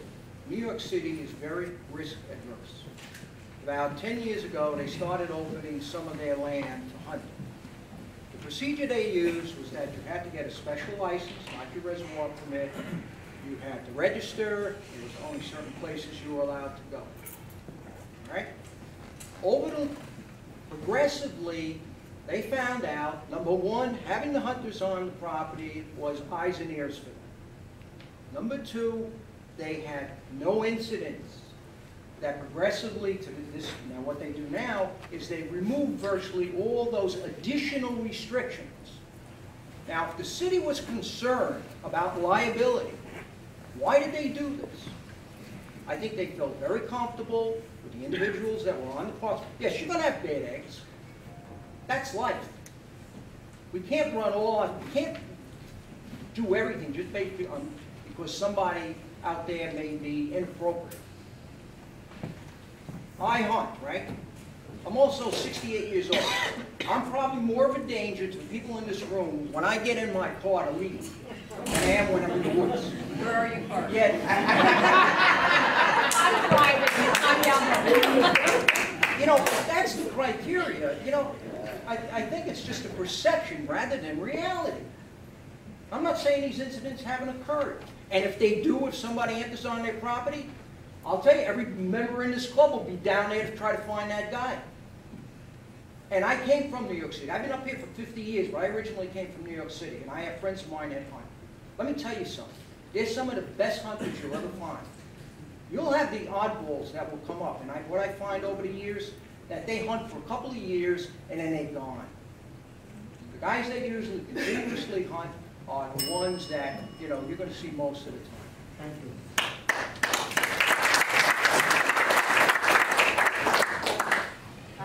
Thank you for going backwards from me. My name is Jill Lester, and I don't live at Yankeetown Pond, but I do go there. Luckily, a friend of mine introduced me to it. And I just want to say that this meeting is, as the gentleman who just spoke said, it is about this particular parcel and this, how this community can, how this community is tied to using that particular parcel. And it really makes me sad to think that it just has to come to a division of hunters or not hunters. It's about that particular parcel. And on that particular parcel, the friend who introduced me to it told me that when she talks about it, it's like she's unfolding a story. And that one day she saw seven herons and all these baby herons. And she's told me over the years what the beavers have done here. So my point is, and I think a lot of people who are hunters really also love that solitude and love, you know, nature and the animals that they're observing. You have to be able to observe them really carefully to know how to hunt in the first place. But this particular parcel, in my opinion, has a particular heart for this community. And I think the decision, the DEP, that's a government agency. They're supposed to represent us. And I feel like that for this, well, I know they represent a larger picture too. I understand that. But part of it is representing us. So for this particular piece of property, I feel like it has so much heart for this community that it should be protected. And for hikers to be there, that's one way to protect it. Bobby Cooper. I do live at Yankeetown Pond, and actually the woman who left, who said she worked for Parks and looked down the road, what's going to be there in 50 years or 15 years or whatever. And I've actually asked you to think about, well, I'm suggesting that already there's so much traffic on that pond, boats, and that it's disturbing that ecosystem. Never mind more people coming in. And I mean, I certainly don't say nobody should come there. I don't really know what the answer is, but I grew up in Syracuse, so the Adirondacks was my playground. And now you look at that High Peaks area, it's like paved over. It's I just hope we can take a longer view and try and solve some of these issues that we're facing with our, you know, real. I mean, I watch. Was his hair still? Oh yeah, yeah. I'm watching. You know, I don't want to say Hera can't ski by, but on the other hand, it's a real problem what's going on out there now. And I thank you. I love what you said. You know, but I don't know what to do about it, but please let's try and do something. Okay, thank you. Thanks. I'm Russell Oaks. I spoke a little earlier. There's no dispute that that pond is a treasure. Anybody here dispute that? I'd like to talk about it. It's just a shame that some people want to keep it for themselves and not allow other people to use it. I just don't understand the logic. Beautiful piece. I fished on it since I was a little boy. I brought my son over there. He's fished on it. He's in his 20s now. I hope someday he can bring his son there and fish on it.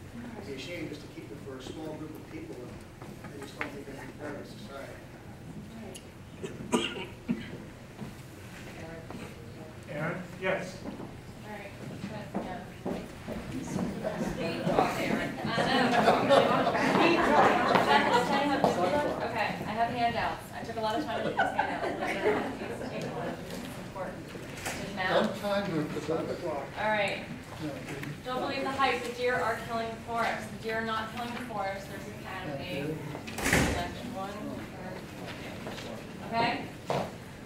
State of the health of the forest has two components, the deer population and the canopy. Even if in a perfect world we do reduce the population of the deer, the hardwoods are not coming back. They're not coming back because the canopy needs to be maintained. I'm here to tell you that maintaining the forest is a job, I'm sorry, I didn't mean to say that, but I'm here to remind you that maintaining the forest is a job of the landowner. The landowner here is DEP. They have the resources, both financial and personnel, to do it, but they're simply looking for a cheaper and easier way to do it. Another thing, the deer accidents. As you see, I actually, if I just grab yours, second page of this map is actually the report from Town of Woodstock Police. I even attached the facts so you can see. I'm giving you guys factual information because I want you to have the facts. I mapped it. I drew it out. Look where the accidents are happening. Tinker Street, Woodstock. By the way, that highlighted section is 509. There are not accidents with deer near 509. So to say that there's a, you know, if there were accidents around there, yes, there would be an argument for that. But the accidents are not happening here. They're happening here. I don't think anyone's made that argument. Well, I'm just saying you introduce hunting and now you're going to chase them out even more. So, well, the argument is there's too many deer and there's accidents. No, no one's made that argument. Okay, fine. Next thing. Hunting is only a couple of weeks. I made it in colors to make it really clear to you what is this large game, what is allowed to be hunted when. It's a little bit easier when you see all that highlighted, okay? Lastly, but not least, people have been hunting that land for years. It's their right. We could be here all night if we talk about who has more rights, hikers or hunters. At the end of the day, the people who have contiguous land to this property have spoken to you. I've attached only the signatures that I've gathered. I talked to all 21 of these people. 21 of these people, we all live right there. We have heard increased gunshots. We have heard them at night. I've been copied on emails that were sent to all of you by residents. Christina and Roman was one of the most recent ones. They are alarmed because we have heard more gunshots. It's not the firing range. They're louder, they're closer. I'm going to remember that, Jackie. And here's my last one. I only have one. Those are 4 or 5 lots of DEP land that is direct access. So another argument that's been brought up is no one's going to access it, it's private property only. Well, that's not true because DEP is allowing everyone they've got to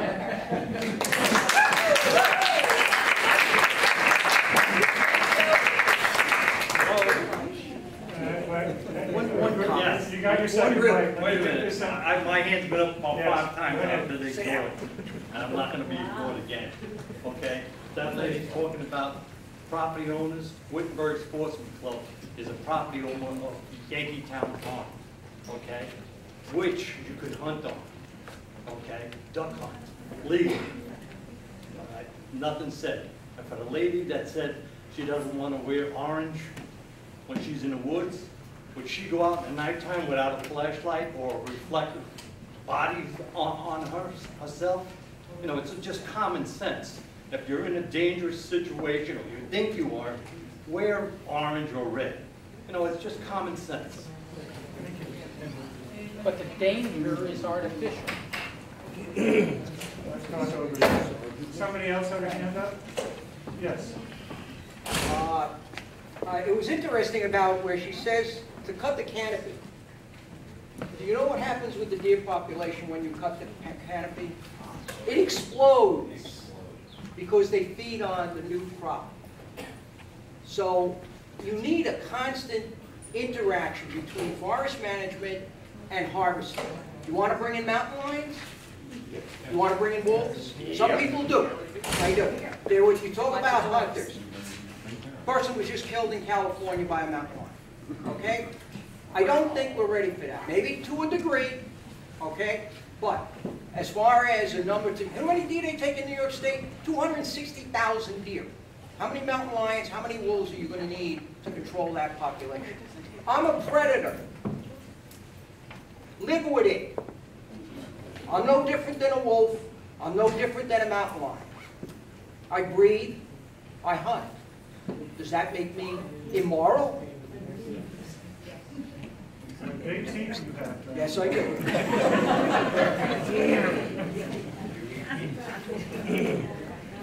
Yes, sir. Good evening. I'm Jay Martin.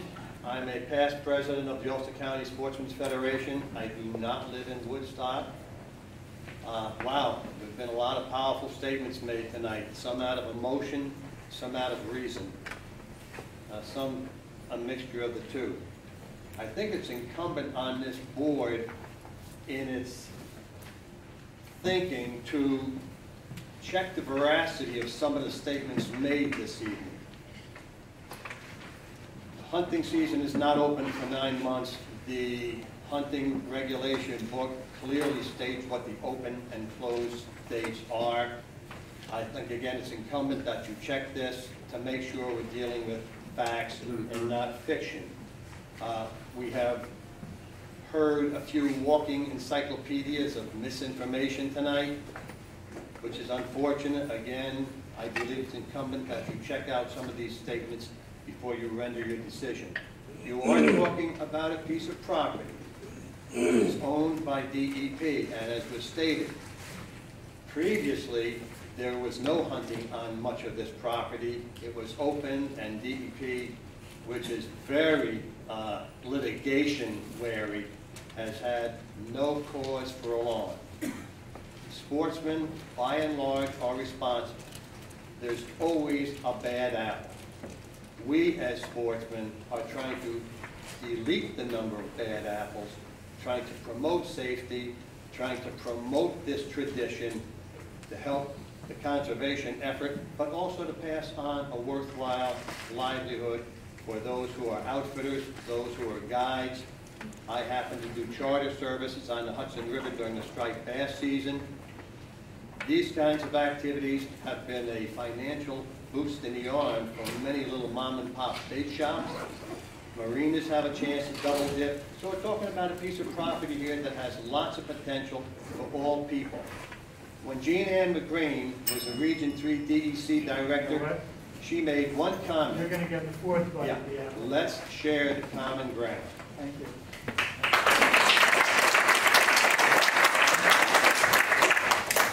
I just request the town board review all of the Woodstock Environmental Commission's report the information that was given to them.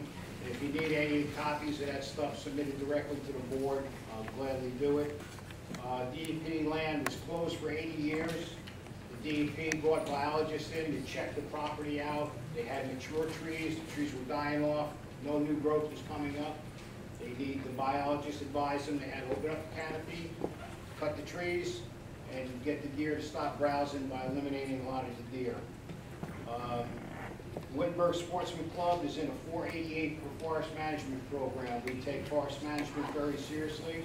We have one of the largest wetlands in the town of Woodstock, the Wittenberg Pond. We maintain it. If you want to see how a wetland is maintained, come up and check our wetlands out. Woodstock Conservancy is one of our neighbors. See how they view us. Hiking and hunting has been done safely together for generations. Check the DEC's online website and you'll see 100 safety reports back a dozen years. Any reports of mistreatment during hunting season, the hunters are the ones that turn most violators into the DEC, to the DEP, and to the Woodstock Police.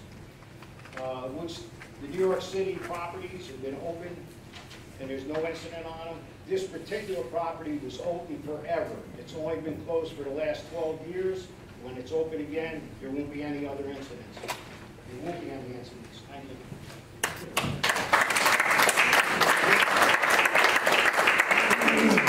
Just one quick Oh, wait, thing. wait, I just want to make sure everyone's got their third bite before you get the fourth bite.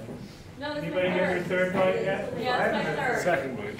Third bite? No, we're on second bite. No, we're on the third bite. We both got two. Yes, Fran. Well, I don't know how to say this. I am really very distraught because I really cannot understand how any sport can be called a sport by killing a living being. That's beyond me. And this discussion is like, totally out of my context. It's like, I can't believe that we can think that anybody can think that, oh, we're going to entertain ourselves, let's go and kill an animal. Let's go and kill a living, a living entity. I mean, how do we put ourselves, can we put ourselves in somebody to come and hunt us too? Maybe. Maybe that will be the next sport that we will have. Thank you. I'd just like to follow up what I said before on the explosion in the deer population in America. And this is from the Nature Conservancy website. And as most of you know, the Nature Conservancy takes a back seat to nobody in the environmental movement. And this is from their website. Here's the title of the article. Too many deer, a bigger threat to eastern forests than climate change, with a question mark. A beautiful animal that also happens arguably to arguably be the greatest threat to forests in the eastern U.S. No native vertebrate species in the eastern U.S. has a more direct effect on habitat integrity than the white-tailed deer. There are no hard numbers, but in many states, deer populations continue to rise well above historic norms.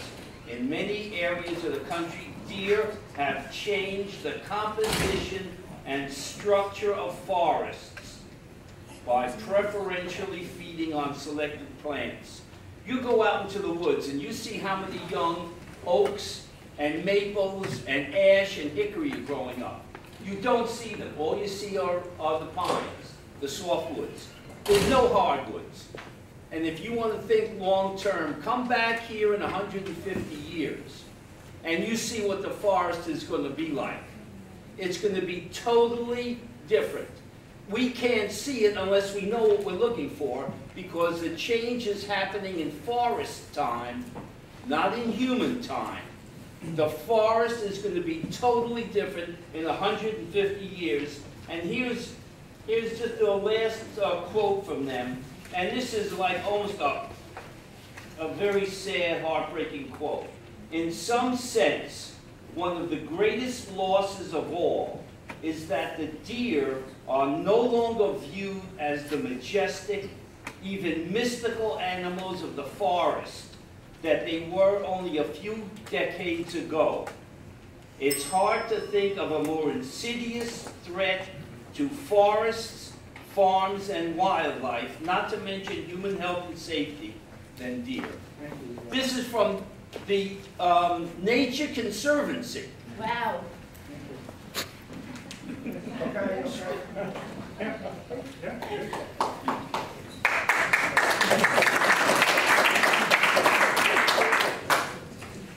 There was an interesting accounting of wildlife management that someone gave me. They gave me a book on a little town or a town in Colorado. And what the town did was they eliminated, they had a problem in wildlife, with deer. And what they did was they eliminated the chain of what's the word I'm looking for? Food chain? Food chain? Of food, a predator, thank you. And so what they did was they eliminated wolves. What happened was the population was being killed because the people were up in the mountains and they were hiking and they were being killed by mountain lions. And they had no idea why this was happening. Mountain lions were coming down into the towns and they were jumping the fences, killing their dogs. It was finally decided and discovered that the reason was because the predator wasn't there any longer. There were no more wolves. And so they redid everything, brought the wolves back, things were alleviated.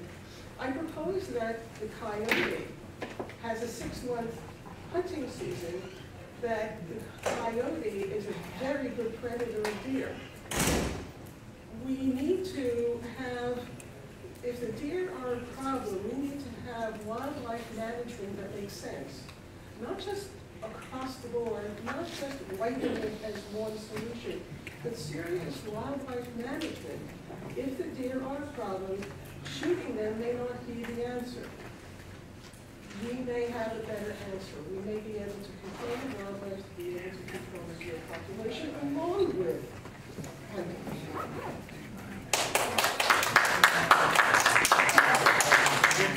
Susan in the back, just 1 second, since coyote has been mentioned, I just want those people who come to the Como to walk their dogs, do keep your dog on your leash, because we do have coyotes on our property, just so you know. Susie, do you want to say? My name is Sue Reynolds. I am a resident in Woodstock. I love the woods. I spend time in the woods almost every day, whether it be hiking, snowmobiling, snowshoeing. I love the woods. I also hunt. Many of these people who are hunters, I'd like you to remember, they are woodsmen. We go in the woods, we enjoy the woods, we appreciate what God has given us. We enjoy the peace and quiet. We enjoy the birds. We enjoy all of that. Most days we come out of the woods with nothing. We still had a good time. We don't go out to get drunk. They don't go out to party. They don't go out to empty their rifles. Someone mentioned sometimes there's a few bad eggs. They're all over in every aspect, in every sport, and everywhere. I don't feel that it's fair to have a piece of property solely as one use. There should be a way that it can be worked out and shared. I'd no sooner sit here and say we can only hunt on it, and no one can hunt, or no one can fish, or no one can snowshoe, or cross-country ski. It's not fair. You need to, I feel it needs to be looked at in a fair way. The land is there, it should be managed and used properly, and it should be open for all. Thank you.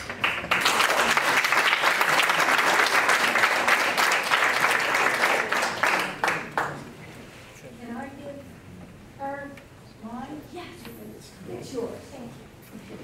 Oh, no, wait, no. That's you have to play. That's not how we play. I keep hearing that there's a mix-up in the discussion. Very few people who want to keep the property we're talking about clear, because it's a specific, particular ecosystem, right?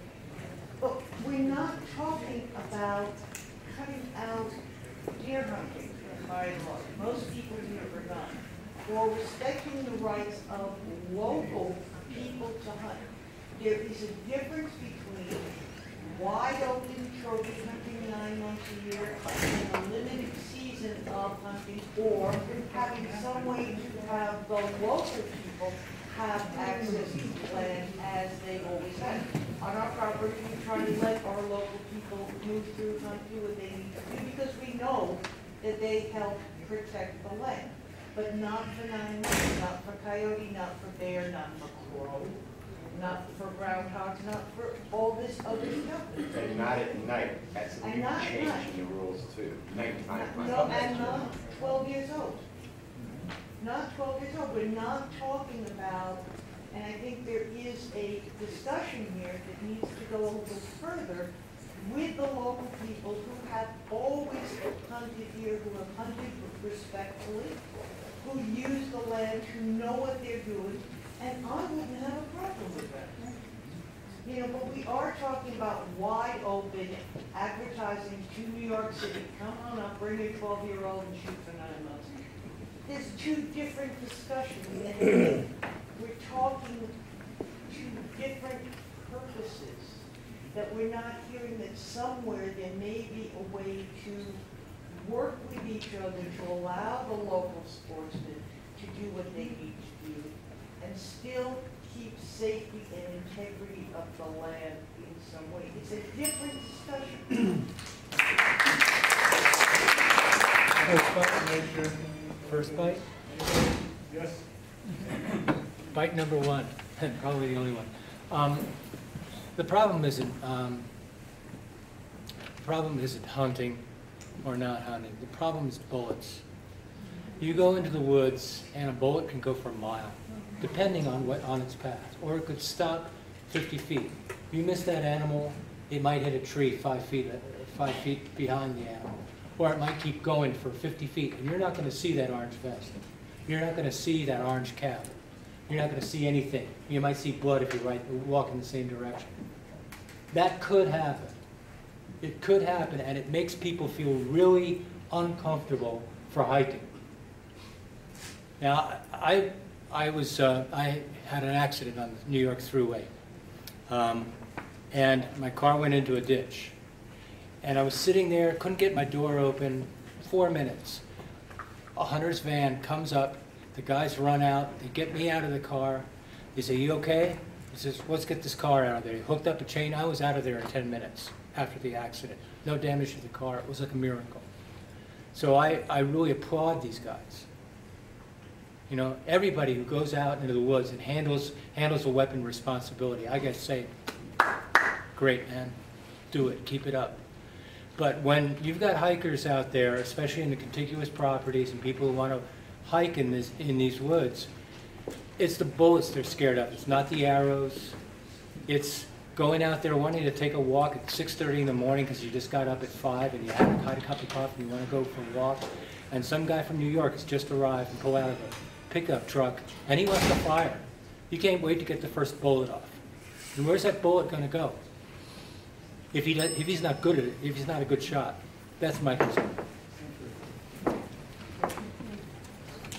name is Susan Epstein. I lived in Woodstock forever, it seems like. And I just wanted to echo what this gentleman said, that personally, I don't feel that hiking and hunting at the same time mix. It's 2 days, there are too many things that can happen. I have travelers that come and stay with me from other areas. Not all people know that there's hunting allowed. They take a walk, you don't see them. One of my colleagues that I work with, son-in-law was killed in a hunting incident by his buddy. They were both wearing orange. So if somebody can get shot wearing orange, then somebody who's walking through the woods that may not be wearing orange or red can very easily get shot by a flying bullet. No harm intended, but accidents happen. And so I would propose that the town board not mix the two and leave this acreage open for hikers and people who meditate and not hunting.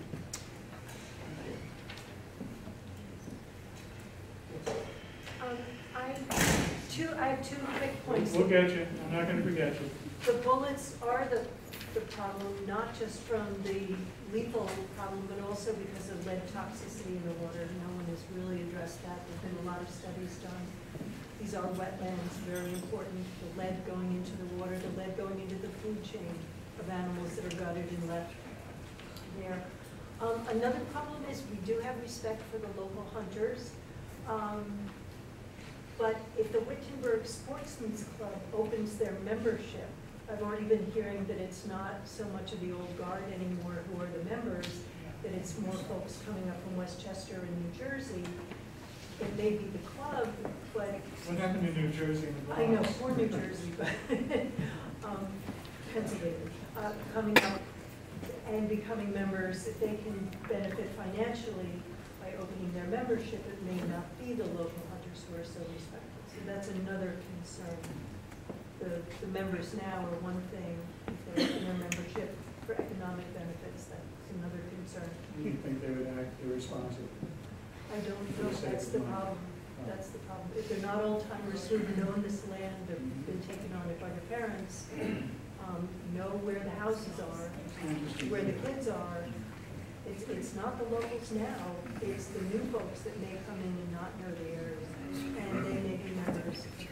Okay, I promised the lady that. I just want to say that some people have mentioned about the DEP wouldn't open themselves up to liability. If anybody has an access permit, which you need to be on the land, which I do, you have to sign a waiver, releasing them of all liability. That's how they've covered themselves. So they realize that there is a liability out there. So it's not that DEP thinks it's safe. It's not safe. They know that. You have to sign a waiver. I also did talk to Catskill Forest. I have the business card of a forester who is extremely trained. I only get 2 minutes, so I don't even have to go through all his education. He noted, and there was another person with me also, that he was shocked at how many hardwoods were in this land. I can't emphasize enough, it's a bigger problem. It's not just the deer.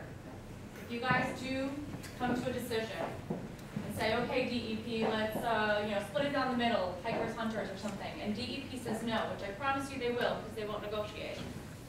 What is your backup plan? Are we going to have to go through all this again? Or are you going to say, if the DEP says no, then we say what? I just want you to really be prepared for that. I've spoken to Paul Lenz, and I've also spoken to Paul Rush. They both told me they don't negotiate, they also won't do forest management on this property. They won't admit it, but they did tell me that. That's it. I would like to speak about Wittenberg membership. I happen to be a membership chairman, and we don't have hardly anyone from out of this area, much less New Jersey or any other places. And our mechanism to get into our club is such that that couldn't happen. You don't just have a list of things you just ask for and people show up and say, well, we'll do that. It doesn't happen that way. You need to know the person personally or to be in the club in order to get into this club. So the mechanism is there where that couldn't possibly happen. You're not going to have 1,000 people come out of the Bronx and all of a sudden take over the sports and stuff. It's just not going to happen. Yes, sir, in the blue. Another issue with Wittenberg Sportsman's Club. I'm a longtime officer of the club, trustee. I actually happened to rewrite the bylaws a while back. And we have a membership cap. So we're never going to have thousands of members in Wittenberg Sportsman's Club using that land. We're capped at 250. So, that's just a red herring argument to argue that we're going to open that club up to, masses and have a good swarm. Another point I'd like to make is I'm a member of a lot of different groups. I'm a hiker, I'm a mountain biker, I'm a long distance cyclist.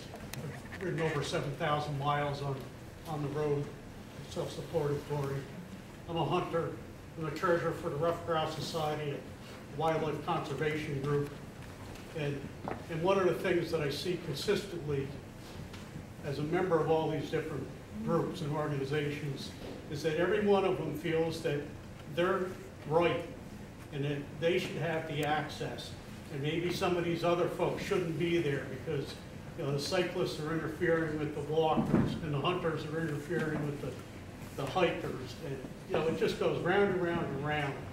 And I'd like to offer up an example of something fairly close to us where this shared use works very well. It's the Stewart Forest Preserve down by the Stewart Airport. It's about 6,000 acres down there. If you go down there, it's October, November, you know, pretty much all year round, it's shared use. You've got people out there hunting, mountain biking, hiking, horseback riding, all at the same time on that property, and there's no conflict. Everybody respects each other's space. There hasn't been any incidents down there where a hunter accidentally shot somebody. The only fatality that I'm aware of down there is a duck hunter that fell out of the boat and drowned. This shared use thing works, and if we all start getting into our little camps and fighting with each other, we all lose because the DEP could decide not to open it up at all. And then we're back where we are. This massive, beautiful piece of property that is at some risk for deterioration because of the wildlife problem with the deer, the overbrowsing. You know, I really think we need to think about this as a collective use, a shared use, and stop being so territorial.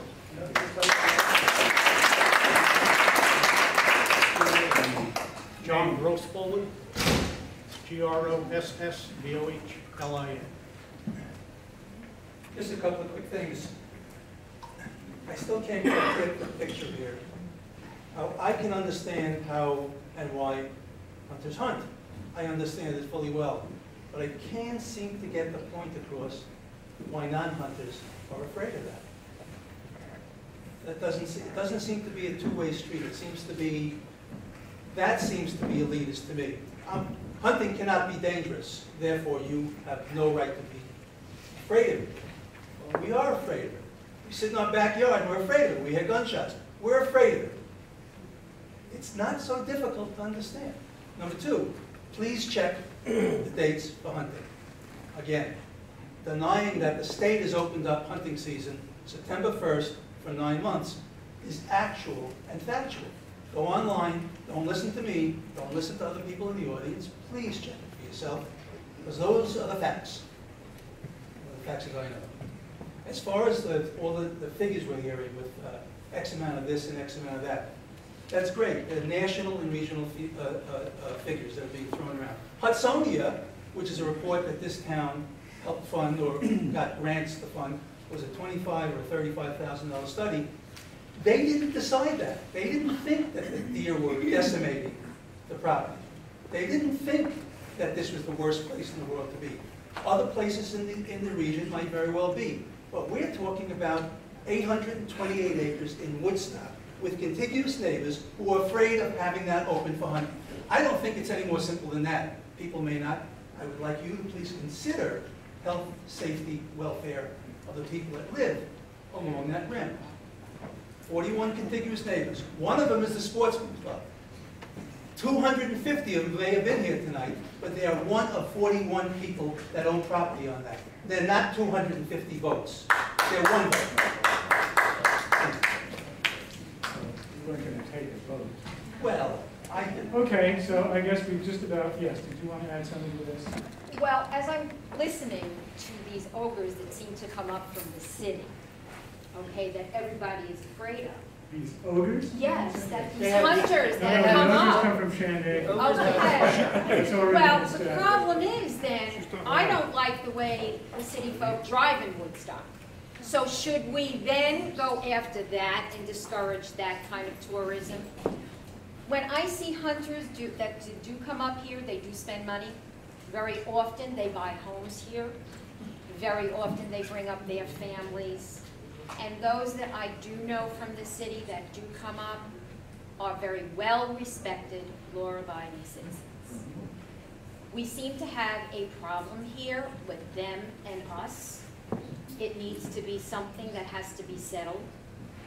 I wear a seatbelt, so if I have to wear red going into the woods, I'll do the same thing because I wear my seatbelt in my car. Okay, yes.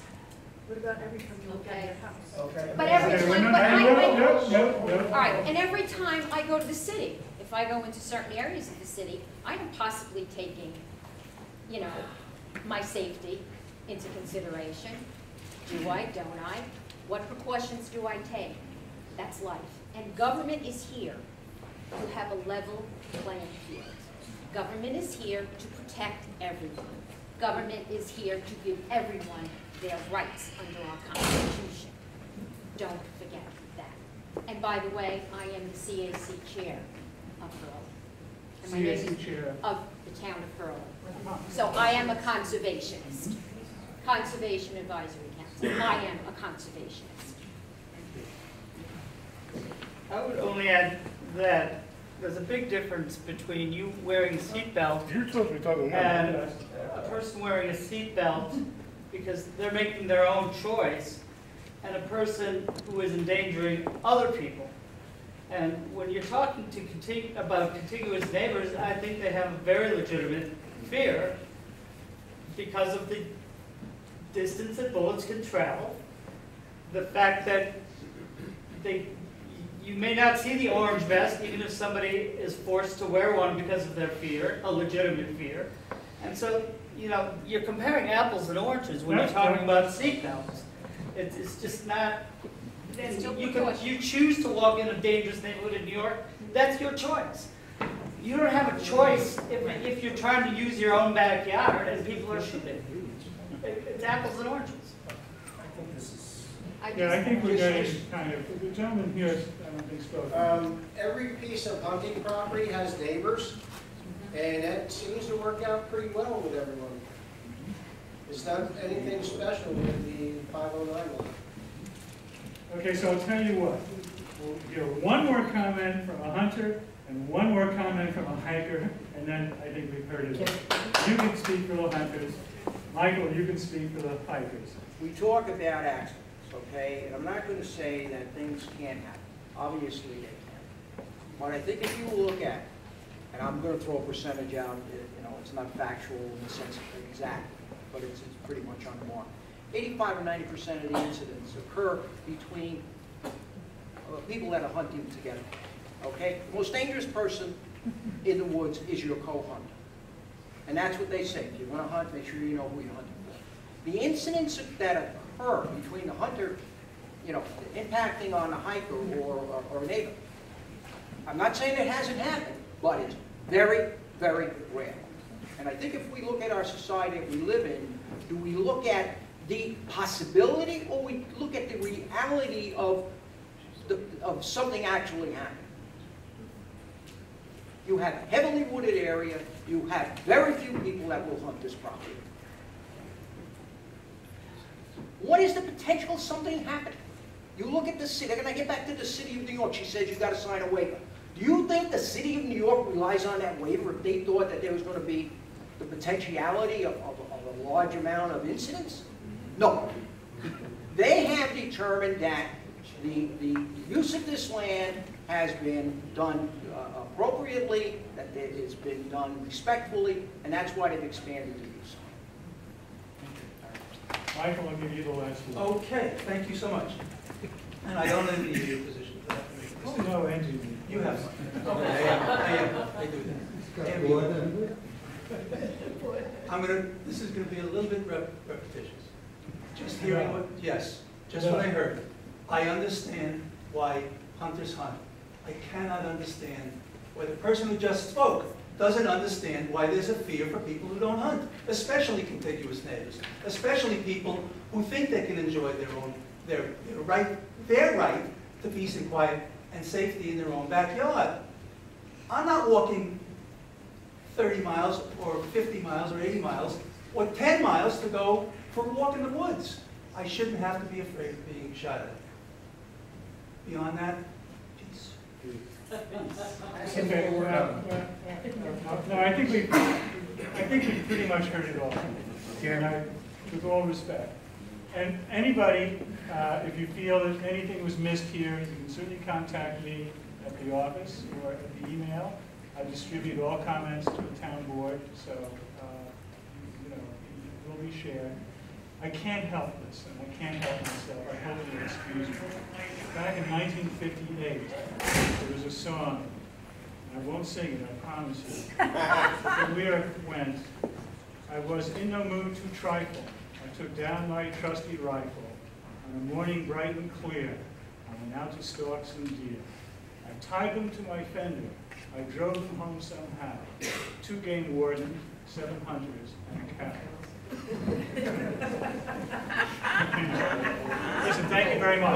Wait a second. Yes, Can I just make a statement? Because I've heard a lot of information tonight, and I've heard from both sides, you know, particularly the non-hunters, that we don't dislike the locals, we like the local hunters, that they're not bad people. And I just can't help but think that perhaps maybe the next step, or a step that the board could consider, is to get 3 of the anti-hunters, or the neighbors. For the hikers only. Or hikers only, and 3 hunters, and maybe 2 board members, either my, you know, I'm pro-hunting, I've made no secret of it. I don't have a problem with opening up altogether. And you know, a board member who's taken a different position. And let's sit down in a room for a couple of sessions and see if there's not something that can't be hammered out. And I know that people have said the DEC won't negotiate it, or the DEP, sorry. But if you recall, it was, you're gonna have trapping, you're gonna have trapping, you're gonna have trapping. Okay, no trapping in Woodstock. So I don't buy that. This country is in a lot of trouble because people aren't listening to each other and working together. And so I would propose that the 2 sides, there's a lot of agreement here, sit down and see if we can come up with something. And then let's see what the city does. I mean, I'm hard pressed to believe that if Woodstock rallied around some compromise, that New York City would tell us to go and blow. So. Well, they did 12 years ago. Let's not go there tonight, okay? Let's not go there tonight. Just so you know, I've put a lot of mental energy into this and physical energy. I've met with Jim from the WEC, I've met with the neighbors. I walked the property for a good amount of time with Corley. We were both clothed.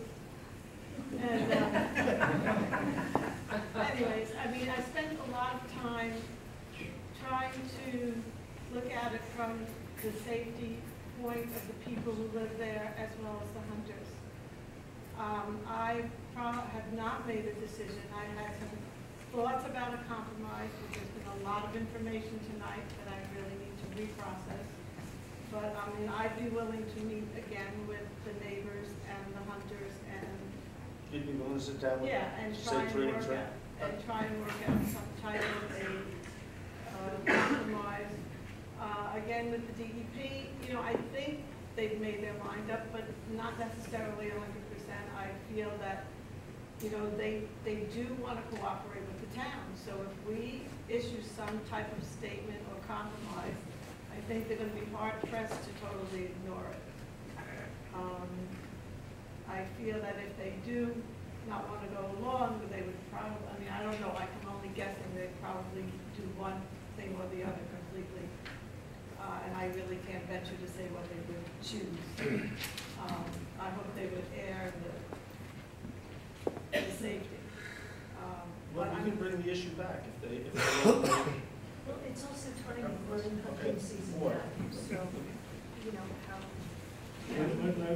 Anyways, I just feel that, you know, when I did walk the property, it was interesting because I felt that, you know, we were looking at larger borders, looking at keeping it safe for the neighbors, but you have to go quite a bit to create safety, in my opinion.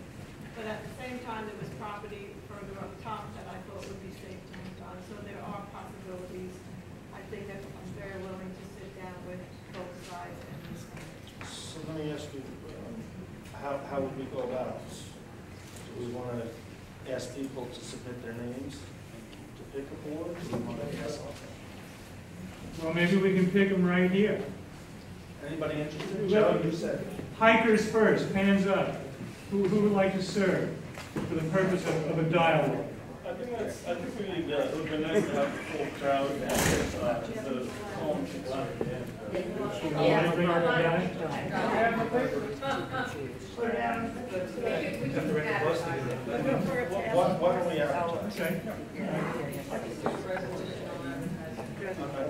I make a motion that we advertise in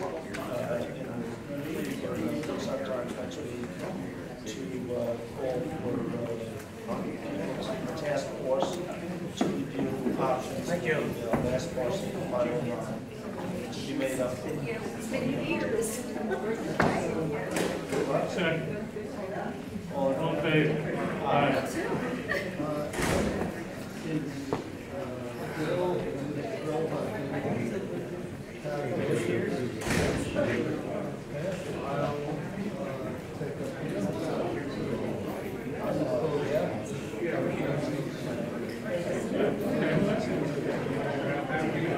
So you have a pro in there?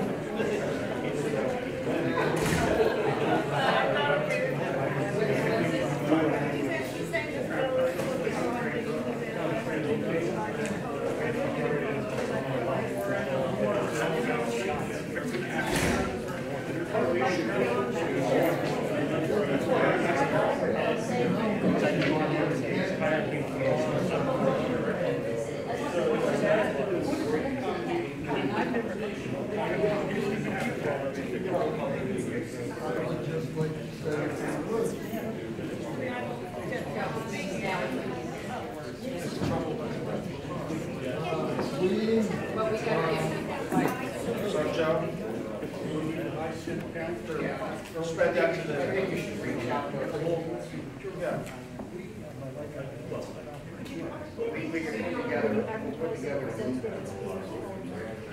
Jeremy will do the resolution, however he, Put in Yankees out loud. yeah, the parcel number will be on there, yeah. Are we ready? Yes. I'm a little bit busy. I am opposed to hunting at this moment. We on the board are tasked with the health, welfare, and safety of the town. And all of the people in Jim. At this moment, and I want to reiterate, at this moment, I don't see hiking as a dangerous occupation unless it may be dangerous to the hiker. I don't see photography as a dangerous occupation. I don't see meditation and painting and writing in the forest as a dangerous occupation. I don't see making love in the woods as a dangerous occupation. There are other things, but there is no question that ammunition can do damage. I'm not saying it's going to happen. I'm not saying it's not going to happen, but it can happen as related to those recreational hunting. Now, my mind is strongly in favor of nothing but recreational activities in the woods as opposed to, forgive me, my belief about hunting. But that doesn't mean that I will not listen to any compromises that are developed.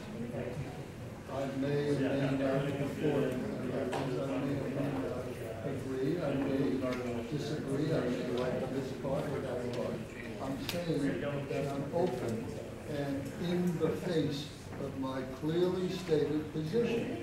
The public has made their positions known. It's only fair that we make our positions known.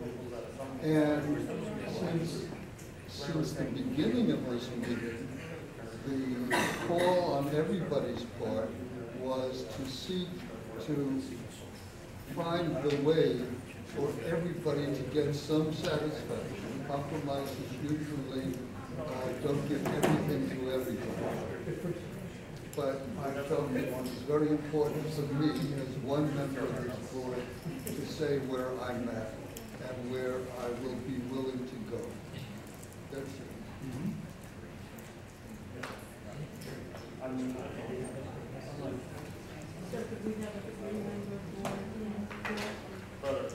Well, you could, but your meetings would be advertised in public.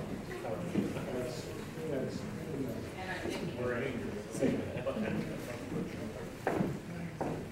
so if you're all, okay with that, that's fine with me. So you would just have to notify the town clerk about when you're meeting. And somebody would take the minutes. Oh, God, please take the minutes. Well, the final report, I mean, you don't have to take minutes of discussion, it's just any sort of. Any action. Who's president? So the first step would be to get through notice.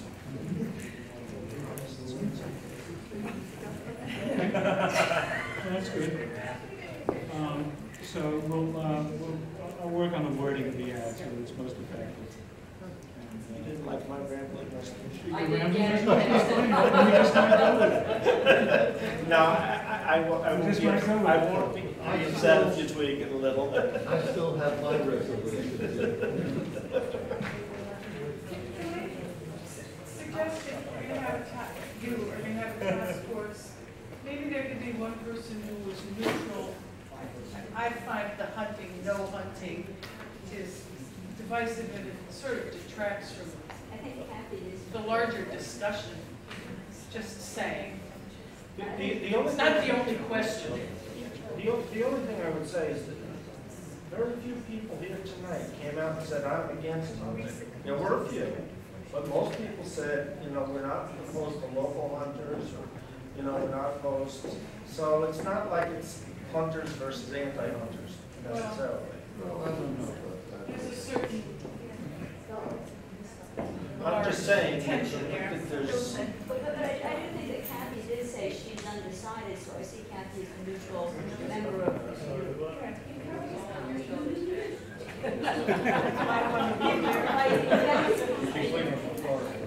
Well, Jay, as long as you let your feelings be known, I'm going to let my feelings be known. I've never shot an animal in my head. I have a lot of respect for hikers, I have a lot of respect for hunters. But to me, there's something a little more transient that's being discussed at this meeting. And what I would recommend to everyone is that they go home and reread, I'm sure they've read it already, The Legend of Sleepy Hollow. No, I'm serious. If you read that story, it was written almost 200 years ago now. It tells the story of the English moving north from New York City into these lands. These lands were then occupied by the relatives of the Dutch, as personified by the character Bram Bones. And it's a very interesting story about change brought to an area. And it's a story that I've seen repeated, living here now for 64 years. I've seen repeated over and over and over again. Because when I grew up here, this town was, I'll be quite honest about it, we were just all a bunch of apple knockers. And we were fortunate enough to have people of some means who have summer homes from New York come and live here. And this is how we made our living. Some of us made our livings washing the windows, in my case, and raking the leaves. Other people did their plumbing and their heating and their roofing and their siding. But we were very fortunate to have them. There used to be a wonderful gin mill in town called, well, it was later called Dean's too. The former Dean's really personified in this on the corner of Deming and Millville Road. And what was so wonderful about that establishment, aside from being the owner, was it was truly the kneading and melting pot of the town of Woodstock. People wearing the black and red plaid jackets sat right next to the fellow wearing the three-piece suit. And they all had good communication. And that was, as I was growing up, I think it was that, more than the arts, more than the hunters, more than anything else, what made this an absolutely incredible and truly unique community was how those two populations communicated and genuinely got along. That was really the magic that attracted subsequent people to this town. And you can talk to some of the very famous musicians who came to live here in the mid-60s and late 60s, and other of the peoples who came with them. And that was it. It was the incredible magic of these newcomers and the old families able to sit down and have a ride together and a conversation and communicate and get along and really develop a truly symbiotic relationship. People from New York brought up money, provided jobs, and the locals didn't have to go scratch their living literally out of the earth as they had had it for hundreds of years around here. They didn't have to go pull stone out of the earth. They didn't have to try to farm the land here. It's just laden with stones. So it was really, truly a remarkable time in this town's history. As I look around, I'm always looking for that possibility to happen again. Because that was really the magic of this town. More than anything else, it was how the populations met and appreciated each other and communicated and just developed this wonderful symbiotic relationship. So out of this, I hope that we can all leave imparted with those thoughts. Let's just all remember, this is a community. And what's really going to make us exceptional is how we communicate with each other. Despite our differences, despite our different lifestyles, despite our different backgrounds, but how we communicate with each other. I wish I could find some of those old photos of beanies. Honestly and truly, with the people with the red and black checkered shirts that would sit next to the three-piece suits and communicate like they were buddies from birth. It was truly, truly remarkable. It is something that I would really like to see as a renaissance in our town. It was, I'm telling you, it was unbelievable magic. So, those are my thoughts. What you just cited so eloquently is the Hegelian theory of change. And Hegel said, you have a thesis, and at some point there will be an antithesis. That antithesis will come to a synthesis, which will in turn lead to another thesis. And it just keeps going and going and going. Read that philosophy. Well, I will go with that, but I will always object it as an objective view of history. If you want to get Hegelian. I just want to thank the board for doing this tonight, have this public. Listen, I thank you all. Thank you so much. Yes, there's going to be public hearing. Just give us a moment. People. Okay, public hearing. Yes, sir. Go ahead. No, go ahead. I think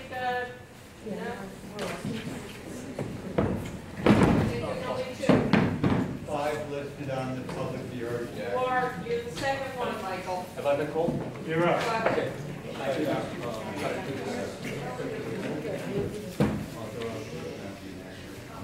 Two pages each. One is a Supreme Court decision.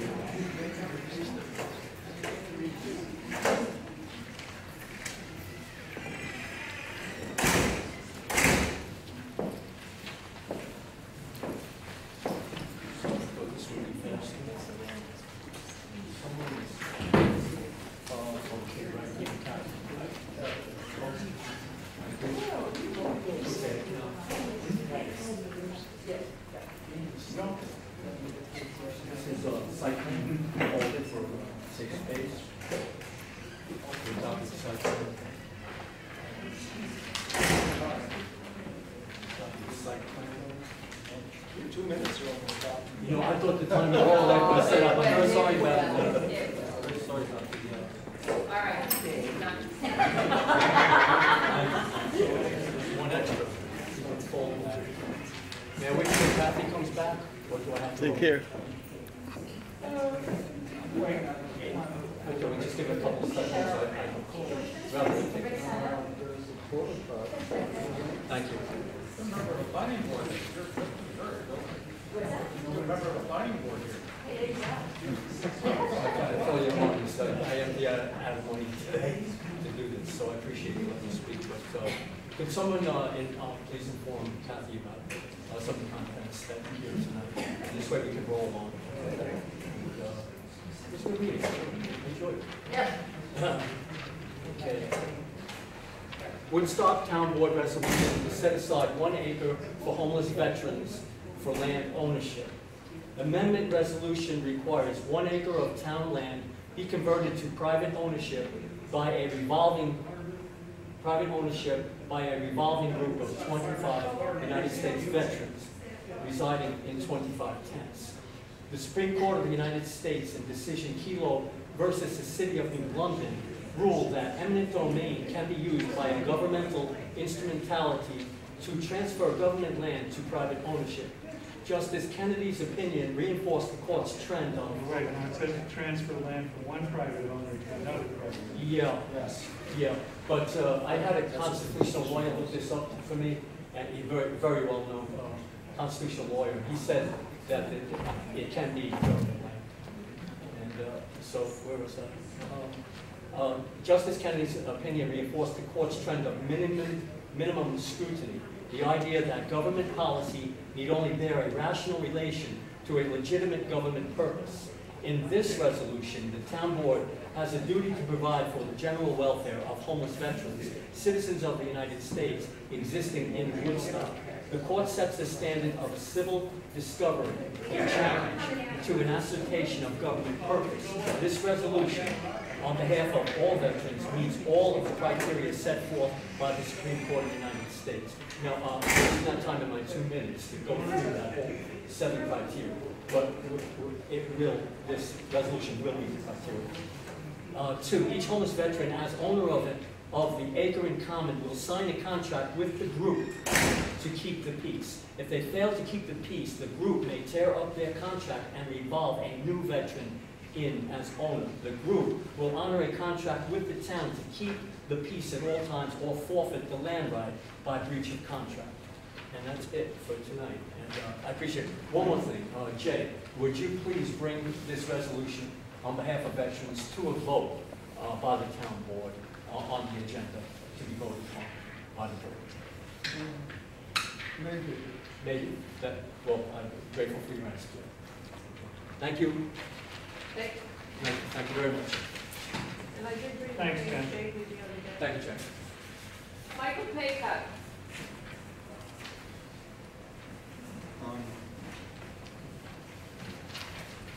My father was United States Air Force, illustrated the prototype blueprint for U.S. aircraft in the 50s, worked for Kurt LeMay.